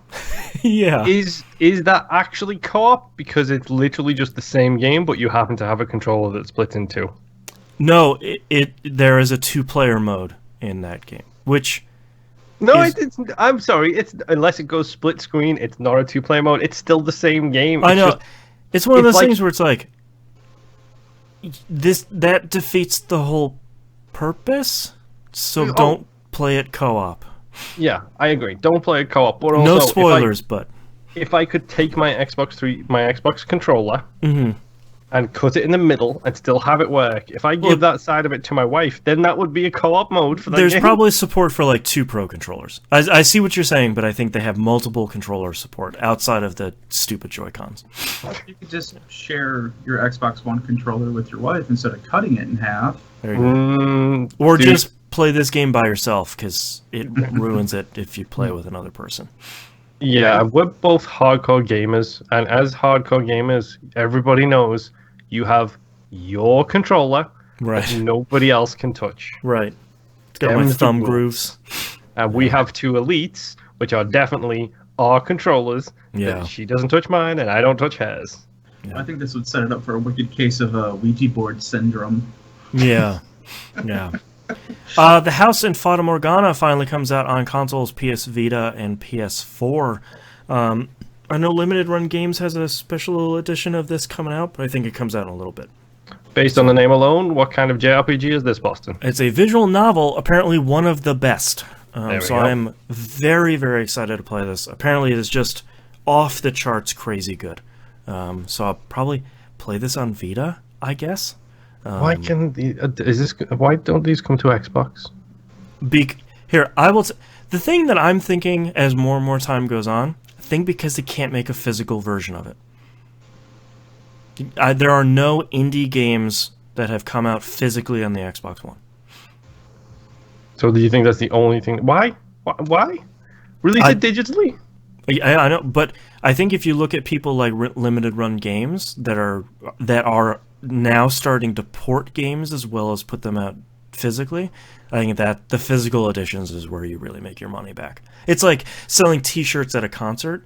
Like, sure, you might have sold a whole bunch of records, but the record company's got those. T-shirts at the show, that's where I make my money. Mm-hmm. It's pro wrestlers. You make your sale, make your money in the T-shirts. Yeah, make it in autographs and T-shirts. Yeah. I just don't care. It's going to be digitally on the store on that side. Put it out digitally on the store on the other side. It's not that difficult, but whatever. Moving on. I have lambasted enough companies for doing that. Yeah.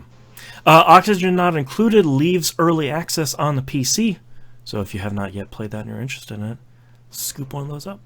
Outer Wilds comes out on PC and Xbox One. I believe that hits Game Pass day and date. Which one's Outer Wilds? Dude, I cannot keep track of them anymore. Is this the one by that dude who's famous for making games I've never played? I think. I think it's a former Ubisoft dev, I think.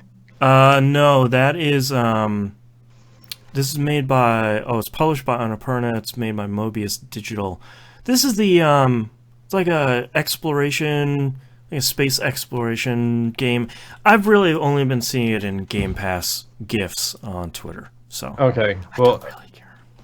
It's put out by Annapurna, so should we continue the Annapurna run of good games? No, I'm okay. And last but certainly least, Crystal Crisis comes out on Switch and PS4. This is Nicholas's cross-publishing puzzle fighter game, so you already know what to do with that one. Don't buy it because it's produced by Nicholas, who doesn't support any of their games unless it's on a PC. Ding, ding, ding. So don't support Nicholas, folks. Let's move on to news stories. The Ouya is finally dead. What I didn't realize is that first off, I didn't realize Razer bought Ouya in 2015. We probably talked about it on the show. Don't remember it at all. But basically, obviously the Ouya hasn't been sold in a long time. But the digital storefronts were still up. There were like 2 or 3 of them. Razer has announced they are shutting those off on June 25th. So the little cube that could will no longer. The little cube that couldn't, dude. That couldn't from the get-go. It's such a cool idea. It's a cool idea, and it made a name for itself because it had a killer Kickstarter campaign. But... Yep.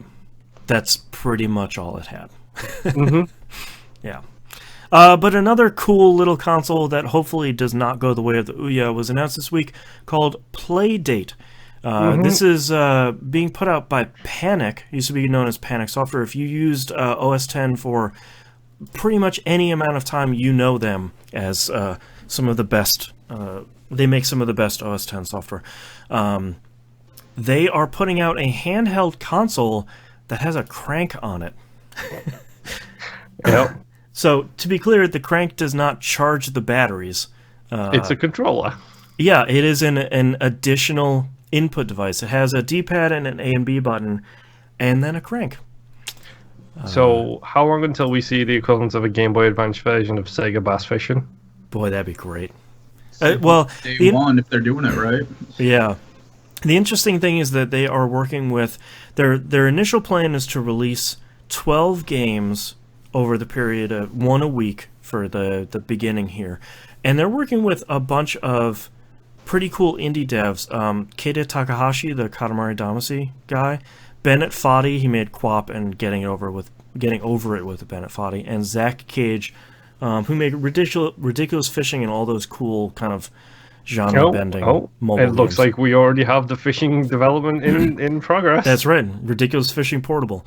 I think this is a really cool, fun, dumb, weird little idea that I hope succeeds just because it's so weird. I think Alex Navarro has managed to put this better than anybody with regards to my feelings on this, which is they have come out and they've said, this is weird. Yeah. It's kind of dumb. Yep. But you know what? It's something that we thought we could do some cool stuff with, so we're just going to do it. At no point are they coming out and doing what all of the other console makers, like Ouya did this as well. Like, they're not coming out and saying, we are revolutionizing this space. No. We're going to make handheld gaming great again. It's a black and white screen. Like, it's not even crazy. They're coming out and saying, yeah, we thought this was cool, so we decided to make it. And you know that they don't have to sell a lot of these to make it not profitable, but at least to break even based on what they've been talking about on their Twitter feed. Like, so good on them. Like, I hope it sells well. I hope it sells absolutely crazy, because it's a good gift. It's a good Christmas, Thanksgiving, birthday. You don't buy people gifts on Thanksgiving. I'm English. You could. Hey, you could. Why not? Let's start it. What you could be thankful for. Yeah. It's a good stocking stuffer. Well, and I think you're right. I think part of the reason why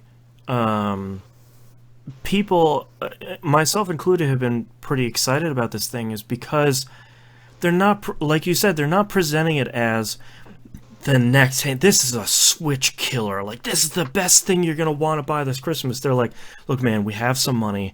This thing is yellow, and it's dumb, and it has a crank on it. I don't know. We're going to try and make some stuff for it. We had a cool idea, and no one's stopping us, so why not? Like, I really respect that. Like, that has been the driving force beyond most of this show is, I don't know. No one's telling us no, and it's dumb. Why not try it? So, good for Panic. We did a 58 weeks, like a weekly show about the Binding of Isaac. A semi-competitive Binding of Isaac run. Like, come on. That's dumb. Yeah, if you know some of the dumb stuff that's in our backlog right now, man, super dumb stuff.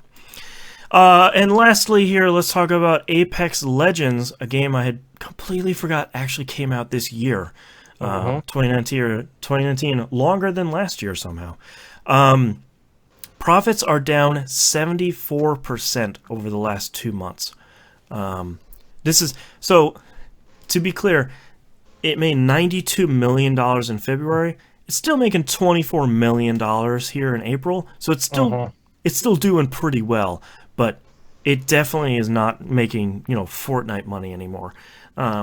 It's been really interesting to see people jumping ship from this, and a lot of people are kind of they seem to be expressing two pieces of frustration, and they both center around the amount of content that's coming out for Apex Legends, because Respawn has come out and said, look, we're only going to put out stuff seasonally, so it's the battle pass to bring you from season to season.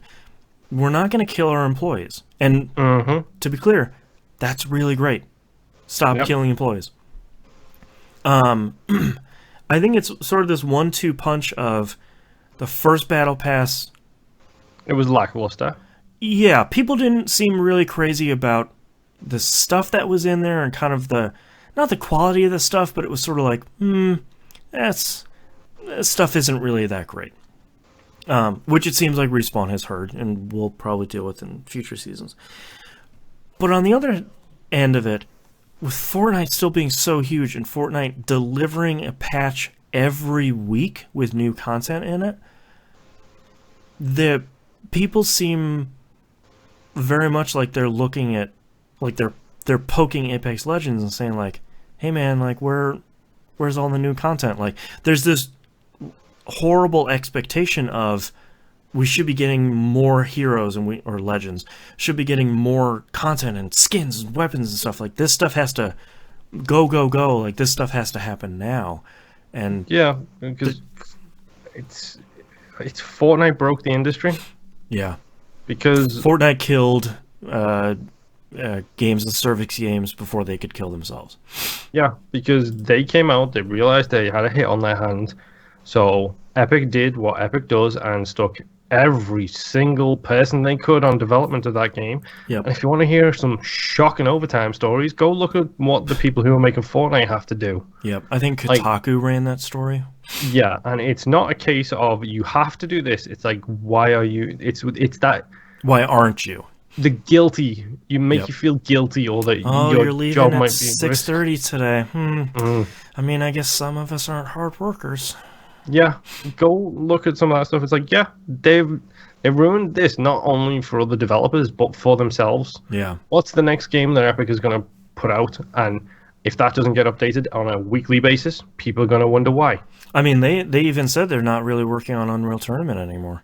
Mm-hmm. I mean, why would they? Fortnite is making $1 bajillion a month. Yep.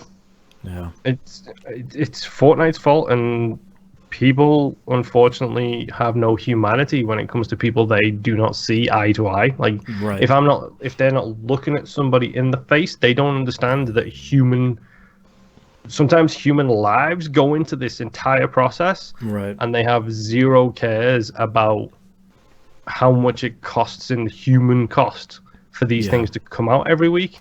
And I'm glad I will get the next season pass. I've barely played Apex, and I have the current season pass, and I've barely played it.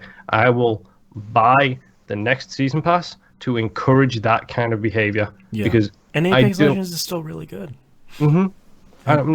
I'm not interested in banning people to the ground to make the game just for more skins, more John Wick skins. Like yeah. So it's a bummer. I mean, thankfully they're still making a bunch of money, and it sounds like neither EA or Respawn are giving up on it. I mean, EA hasn't given up on Anthem, so I think Apex Legends is probably okay. Apex Legends is probably funding Anthem. Yeah, whatever is happening with Anthem. There's a lot of radio silence from BioWare over there, which is more concerning by the week. But I'm not playing Anthem anymore anyway. Let's move on to questions. BTG Inferno in Discord says, hey guys, hope you're doing well. Thank you. Hope you're doing well too. This isn't really a question, but more of a statement. I just didn't know where else to post it. In the press release put out by the U.S. News Online, it says Sony and Microsoft actually did team up on the gaming front. The article relating to this talks about how the PlayStation needed a better infrastructure and differences in their cloud gaming services. Also talked about Sony's sensor tech versus Microsoft's AI tech. So gaming was a huge part of this whole deal. They worked out. Love this show, guys. Keep killing it.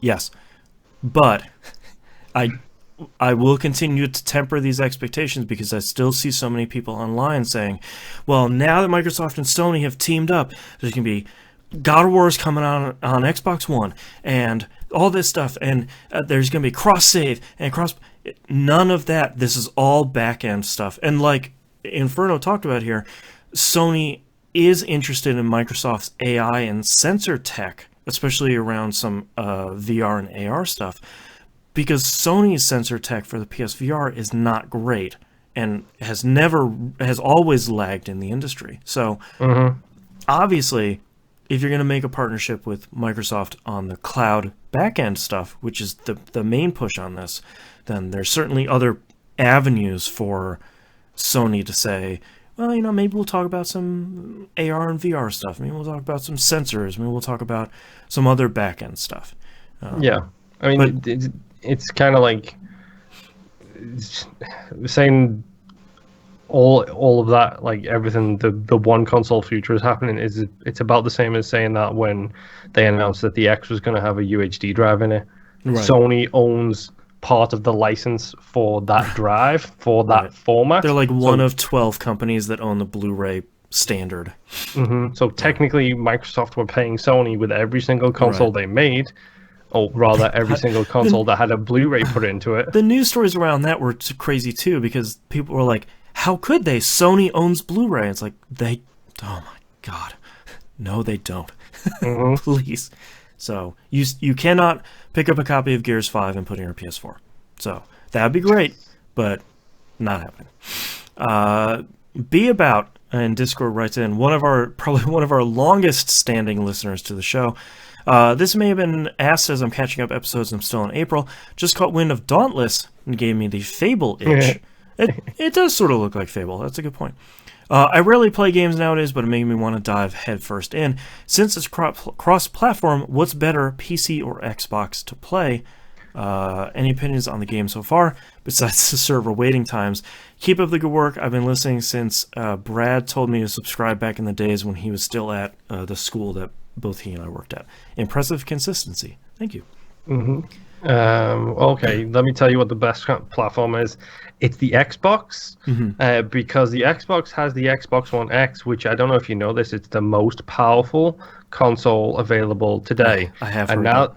And now that I have my usual Xbox fanboy stuff out the way, if you've got the PC, play on PC. Simple. I mean, it came out on everything. It'll probably come out on Switch as soon as they can smush it on there. Play it on whatever. It is cross-play, right? Yeah. Yeah. So, like I said, it looked fine on the PS4 when I was playing it. So yeah, to me, it's one of those games that's so stylized. It's probably going to look fine on no matter where you play it. So, where are your friends? Like that's probably the big thing. And even if they're on another platform, you can play with them anyway. Yeah. Angel Eye sends us a message on Discord. Says, "Hey TVGP, Boston Moon Nymph community. Hi, hello. Bonjour. I've got a fun question. A benefactor wants to make a game about you, but wants your input." These poor sods. What kind of game is it? For example, a game about me would obviously be an Uncharted-like adventure with motorcycle like Days Gone, but not annoying, and it wouldn't be a cruiser, not my style. Instead, murdering half the population, you would solve puzzles that help learn about the cultures and society this adventure goes through. Maybe developed by Remedy, they seem good at making fun non-combat. So what's your game, everyone? It's another Remedy title. It's Alan Wake. It's the dark depression hidden behind the light at every single corner. So I'm kind of like Alan Wake, except I was gonna say your job might almost be like game dev story, like you need a management sim. No, that's to make my life better, not to reflect my actual life. Yeah, fill up those bars. So instead of looking for batteries, you're looking for prescriptions out in the darkness. Yeah. Right. Mine, I feel like would probably have to be like a point-and-click adventure game or like a visual novel or something. Like, my life is real boring right now. It's just, my kid is very 2.5 and weaponized the word no. So, like, it's a lot of that. I don't feel my life is that, I guess, interesting either. I know when I tell a lot of my old military stories, my kids are always like, "Oh, you should tell us more of them," and it's like, But maybe yours is like in focus on your job, sort of like there's a like PC building simulator game. Maybe it's just SimCity. Yeah, maybe. Yeah, maybe it's sort of like that. Yeah, I don't know. I feel like none of it's not. We're like in our 30s, man. It's not super exciting. It can be Disgaea style, and all the main bosses are like crippling debt, sleep deprivation, right? Not diving into items. Yeah. You know, all the normal life stuff. Careers, yeah. Yeah. T-Bomb Rocks in Discord says, with Sony switching from Amazon's cloud servers to now it seems Microsoft servers, has me thinking how far along Microsoft's technology is. From a recent story, Xbox stated that devs don't have to port their game, they just give it the okay and it works for streaming. This seems very similar to how they treat backwards compatibility, which is really funny seeing Sony come out with some backwards compatibility talk this week. Yeah. It's so important to us to make sure. Yeah, I see you, Sony. My question is, do you feel that Xbox has a chance of being the leader in cloud-based gaming, or is this fight Amazon's to lose? Honestly, the fight is Google's to lose. Yeah, that's what I was gonna say. Like, I feel like Google has enough money to throw around without caring about it. That Not even just the money, but they've got the clout and everything that they do. They've got your data, they've got the political clout, they've got the financial clout, they have the tech name. Clout. Yeah, but they also have the track record of when they lose interest in something, they just whole stop and drop it. Yeah, they toss it in the graveyard and say, it'll be fine. You know that. Boston knows that. I know that. Probably a lot of our listeners know that. Does John Q Street Fighter fan know that? Right. I mean, they're hoping not. Yeah. Yeah. Yeah, I think... go ahead.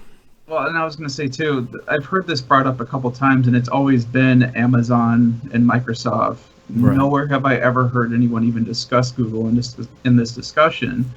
So maybe mindshare-wise, Google's already kind of lost because they haven't, I guess, like fully expressed an interest in doing anything like this. Or if they have, they haven't really come out and said it. Yeah, because the big cloud infrastructure war happens between Amazon's AWS and Microsoft's Azure. So I think when you look at Google's end, it's sort of like, well, you don't have an obvious existing infrastructure to sort of put this stuff on top of. So, there might be a little bit of hesitancy there, where it's like, well, Microsoft obviously has the infrastructure already, and Sony now has Microsoft's infrastructure. So, like, you're already doing okay over there. So, I think you're right. It is Google's to lose, because I think Microsoft has a really good chance if they get the streaming infrastructure down and say, you can play it on your desktop or your Xbox or your phone or your tablet or whatever, like the thing that Google is really trying to focus on. I think Microsoft already has that. Microsoft has all these games they can show where it's like Gears 5, Forza Horizon 4, like Ashen and Dauntless, and like all this stuff that are already big names. And Google has to do a lot of that legwork right now. Yeah, but they can also just go pay Ubisoft a blank check with 9 zeros on the end of it and just say, put your new game out on our cloud service and let's see how it goes. Because from everything I understand, Origins went really well on... Was it Origins? Really well. Odyssey. Yeah. Odyssey. Yeah. Odyssey worked really well. That went really well. And if they can do that with a AAA title from a AAA publisher... Yeah, because Microsoft already has sort of that expectation with Game Pass, where a lot of these games, not all of them, but a good amount of these games land on Game Pass day and date. So if you can say $10 for Game Pass, however much for streaming, you can get a bunch of these cool console games day and date. I think you're right. Google has to come out and say, like, yeah, that's cool, but the next Assassin's Creed in 4K, 5.1, all this great stuff streaming, you get that day one. Yeah, or the next Call of Duty. Sure. Or here's Fortnite streaming, like... Have you heard the name of the next Call of Duty game? Isn't it Modern Warfare? It's Call of Duty Modern Warfare, you're right. Mm-hmm. That sucks. I thought that Call of Duty Modern Warfare was the 4th Call of Duty game. We must be in some form of time. That's Call of Duty 4 Modern Warfare. This is Call of Duty : Modern Warfare. Okay, I getcha. Yeah, keep them straight. The Tomb Raider. He also has another question. My daughters and I have been having a blast with the new Team Sonic Racing. Oh, I want to play it so bad. That was... I was like 2 seconds away from picking that thing up. I was like, "Do you want, wife, would you play a kart racing game?" No. Curses. It even has me excited for Crash Team Racing next month. It should. That game is great. Which gaming franchise or company stable, Ubisoft, EA, etc., would you like to do a kart racing game? I'm going to go with Ubisoft. Give me a Ubisoft kart racing game that's got Altair, Ezio, Cassandra, like little chibi versions of them. Exactly, like the rabbits, like the Star Wars one where it had like the chibi headed like ones. Give me that, but with period appropriate things like For Honor Samurai. Yeah, the For Honor Samurai, Sam Fisher, the ghosts, the from Watchdog Ghost Recon. hat. the operators from Rainbow Six Siege. There you go. There's like 400 of those. Like, and everyone has their own vehicles. Like, imagine putting Twitch in there, and she's riding a Twitch drone, like a giant, oversized Twitch drone. Altair is just riding a horse. It's just going like 200 miles an hour. I think Altair should be riding an eagle because he was the OG Eagle Boy. Right. Cassandra should be riding a horse. Right. Bayek should be riding a camel. Yep. And Ezio should be riding a carriage, like a horse-drawn carriage, except no horses on the front, just like a carriage. And then what can Jacob and his sister have? They can ride each other. And then, like, I was gonna say like a tandem bicycle. Like a tandem bicycle is good too, or like sitting on the shoulders, and then you can switch the characters so they switch out. So one's on the bottom running along. 2 people in a trench coat. Just having spots where you would fill up your special, and they would jump out of the cart and assassinate whoever was next to them, and then you just keep racing. Yeah, it's the ultimate blue shell. Exactly. Yeah. The Tom Clancy cart. Yeah. Mm-hmm. Man. Like, and like Sam Fisher's skill could be all the lights go out and everybody gets dark, but his screen goes green so he can still see the actual the road. We already got it. Ubisoft, come on, hire us. We're free. I really wanted to Ubisoft kart race. Yeah, now I suddenly really want that. Watch Dogs drones. I mean, come on, the guy from 2 riding a giant drone. It'd be great. This writes itself, folks. Yep. Man. Hire us for consultancy. E1M1 Consulting LLC. That's not a real company. All right, that's all of our. Go ahead. I was just saying, I'd take a Ratchet and Clank one though too. Yeah, just Ratchet and because Clank I would want to see them release something. Yeah. Yeah. When is another Ratchet and Clank game coming, guys? No news whatsoever. Bummer. Someday. But they gave us Spider-Man, so that's really fair. Cool. I'll take it. Thanks a lot, jerks. You made another video game. That's you incredible. made another good game. Just give me the other good game that I want. Yeah. All right, that's all of our questions for this week. Thank you so much, everyone, for listening to the episode. If you'd like to visit us, you can do so at tvgp.tv. Everywhere we're going to find and follow us on the right-hand side of the page. Patreon, patreon.com/E1M1. $5 a month is the recommended tier. You get all the cool stuff. It's super cheap. And you get a bunch of behind-the-scenes stuff like Outcasts, so the uncensored outtakes from this episode. Early access to Old Dog New Flicks. Dynamic soundtrack is between seasons right now, so you'll get some previews for season 3 once I start writing them up. Show notes, you get a whole bunch of stuff. Patreon.com/E1M1. As we talked about at the top of the show, Cuphead is our current game club game. Still have like 3 weeks for that, so you got plenty of time to beat Cuphead. To try and beat it. Yeah, plenty of time to watch some speed runs. Can't wait to finish that to see if how fast a no death all in one go run is. Yeah. So go play Cuphead. It's out on Switch, PC, and Xbox One. And I think that's it. So we'll see you all next week. Bye. See you later. Jimbo and chat mentioned a bunch of names for the Tom Clancy game. I can't help but my favorite one is the Formula 1 Animus. Take out the 1, Formula Animus. There you go. I think something there. There's something there because it's not a copyright infringement because Formula 1 is copyrighted. Formula is just a word. It is. Yeah. All right, Nimp, hit me with those titles.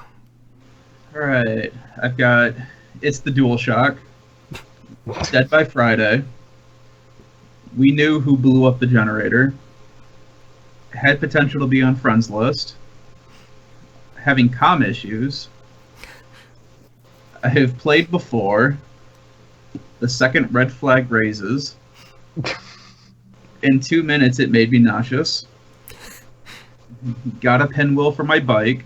I'm not entirely sure on this one. I think you said I'm DGAF. DJAF? Yeah, I said IDGAF. That's what it was. The Doom parlance. Yeah. Alistair the Worst. Not Every Gun Needs to Be the Best. Horrifically Ugly. I'm Not Mad. Looks Like a Garbage Truck. This Dude. and said peace and left the party. All right, Moon, how about you? Monstrous paint job, Dead by Friday. Is that a compliment? I'm not ready for that. There you go, because there you go. Me and Nimp actually said it perfectly in sync. It was pretty. I like it. Alice to the West, the Doom parlance, pro slurp or anti slurp, 2 new Destiny friends, do it like an adult. I know that probably gets vetoed. I'm sorry. Yeah. Make handheld gaming great again. Weaponize the word no, and the Tom Clancy card. I have Game Essential Crisis, Dumb Street Paint. This one is one of my favorites for this week. The Third Red Flag. Shadow Babies, which I just like saying Shadow Babies. Dead by Friday. Thank you to Jimbo Jangles for a show title of Corn. I like that, just Corn by itself. Is that a compliment, Alistair the Worst, or pro slurp or anti slurp? I like the Third Red Flag. I'm torn between that and the second red flag raises. Yeah. The third red flag sounds like... The second red flag raises sounds like a punk album, and the third red flag sounds like a fantasy book. Yeah, it really does. So, like, which side of the fence are you on? We also have an adult fiction book in pro slurp or anti slurp in our titles this week. I do like pro slurp or anti slurp. We already have a slurp. Yeah, we know. Title though. I also just like corn. Yeah, just corn. I do like Shadow Babies because it's fun to say. Has that come up before? I don't think so. The only other time I could think of is if you guys were talking about Silent Hill, the first one. TVGP episode 48 called Cheatin' Babies. TVGP episode 543, I'll Go Babygate. Those are our baby-related titles. That's my wife's special is what that is. Well, we're kind of torn because there's a bunch of good ones here, but no real... No jump outs. Yeah, no real... Other than corn, to be clear. You start flipping a coin. I think that if we're going to go red flag, I do think the second red flag raises it's got a very us kind of vibe to it. That's true.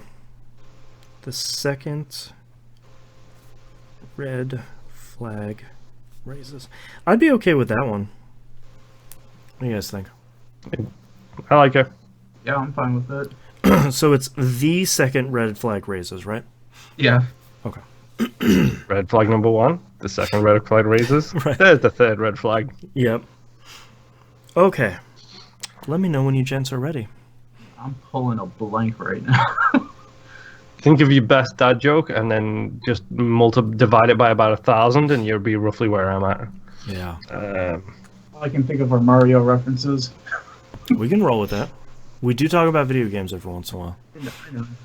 Yeah, every once in a while. Yeah. For 10 years. In between talking about 11 years now. Uh-huh. In between talking about food. Oh, don't talk about food. Okay, I think I've kind of got something. Yeah, sure. Why not? Yeah, I'll figure something out maybe. All right, starting in 3, 2, 1. This is that video game. Nope. There we go. It's been a while since we got a double. Take 2. 3, 2, 1. This is That Video Game Podcast, episode 605 for May 27th, 2019. The second red flag raises. Backseat Gamers. Warning. Warning. All right, thanks so much, everyone, for watching us live. We appreciate you, and we love you. And we'll see you next week. The white flag if you got nothing. Right. We got nothing. All right, see you guys next week.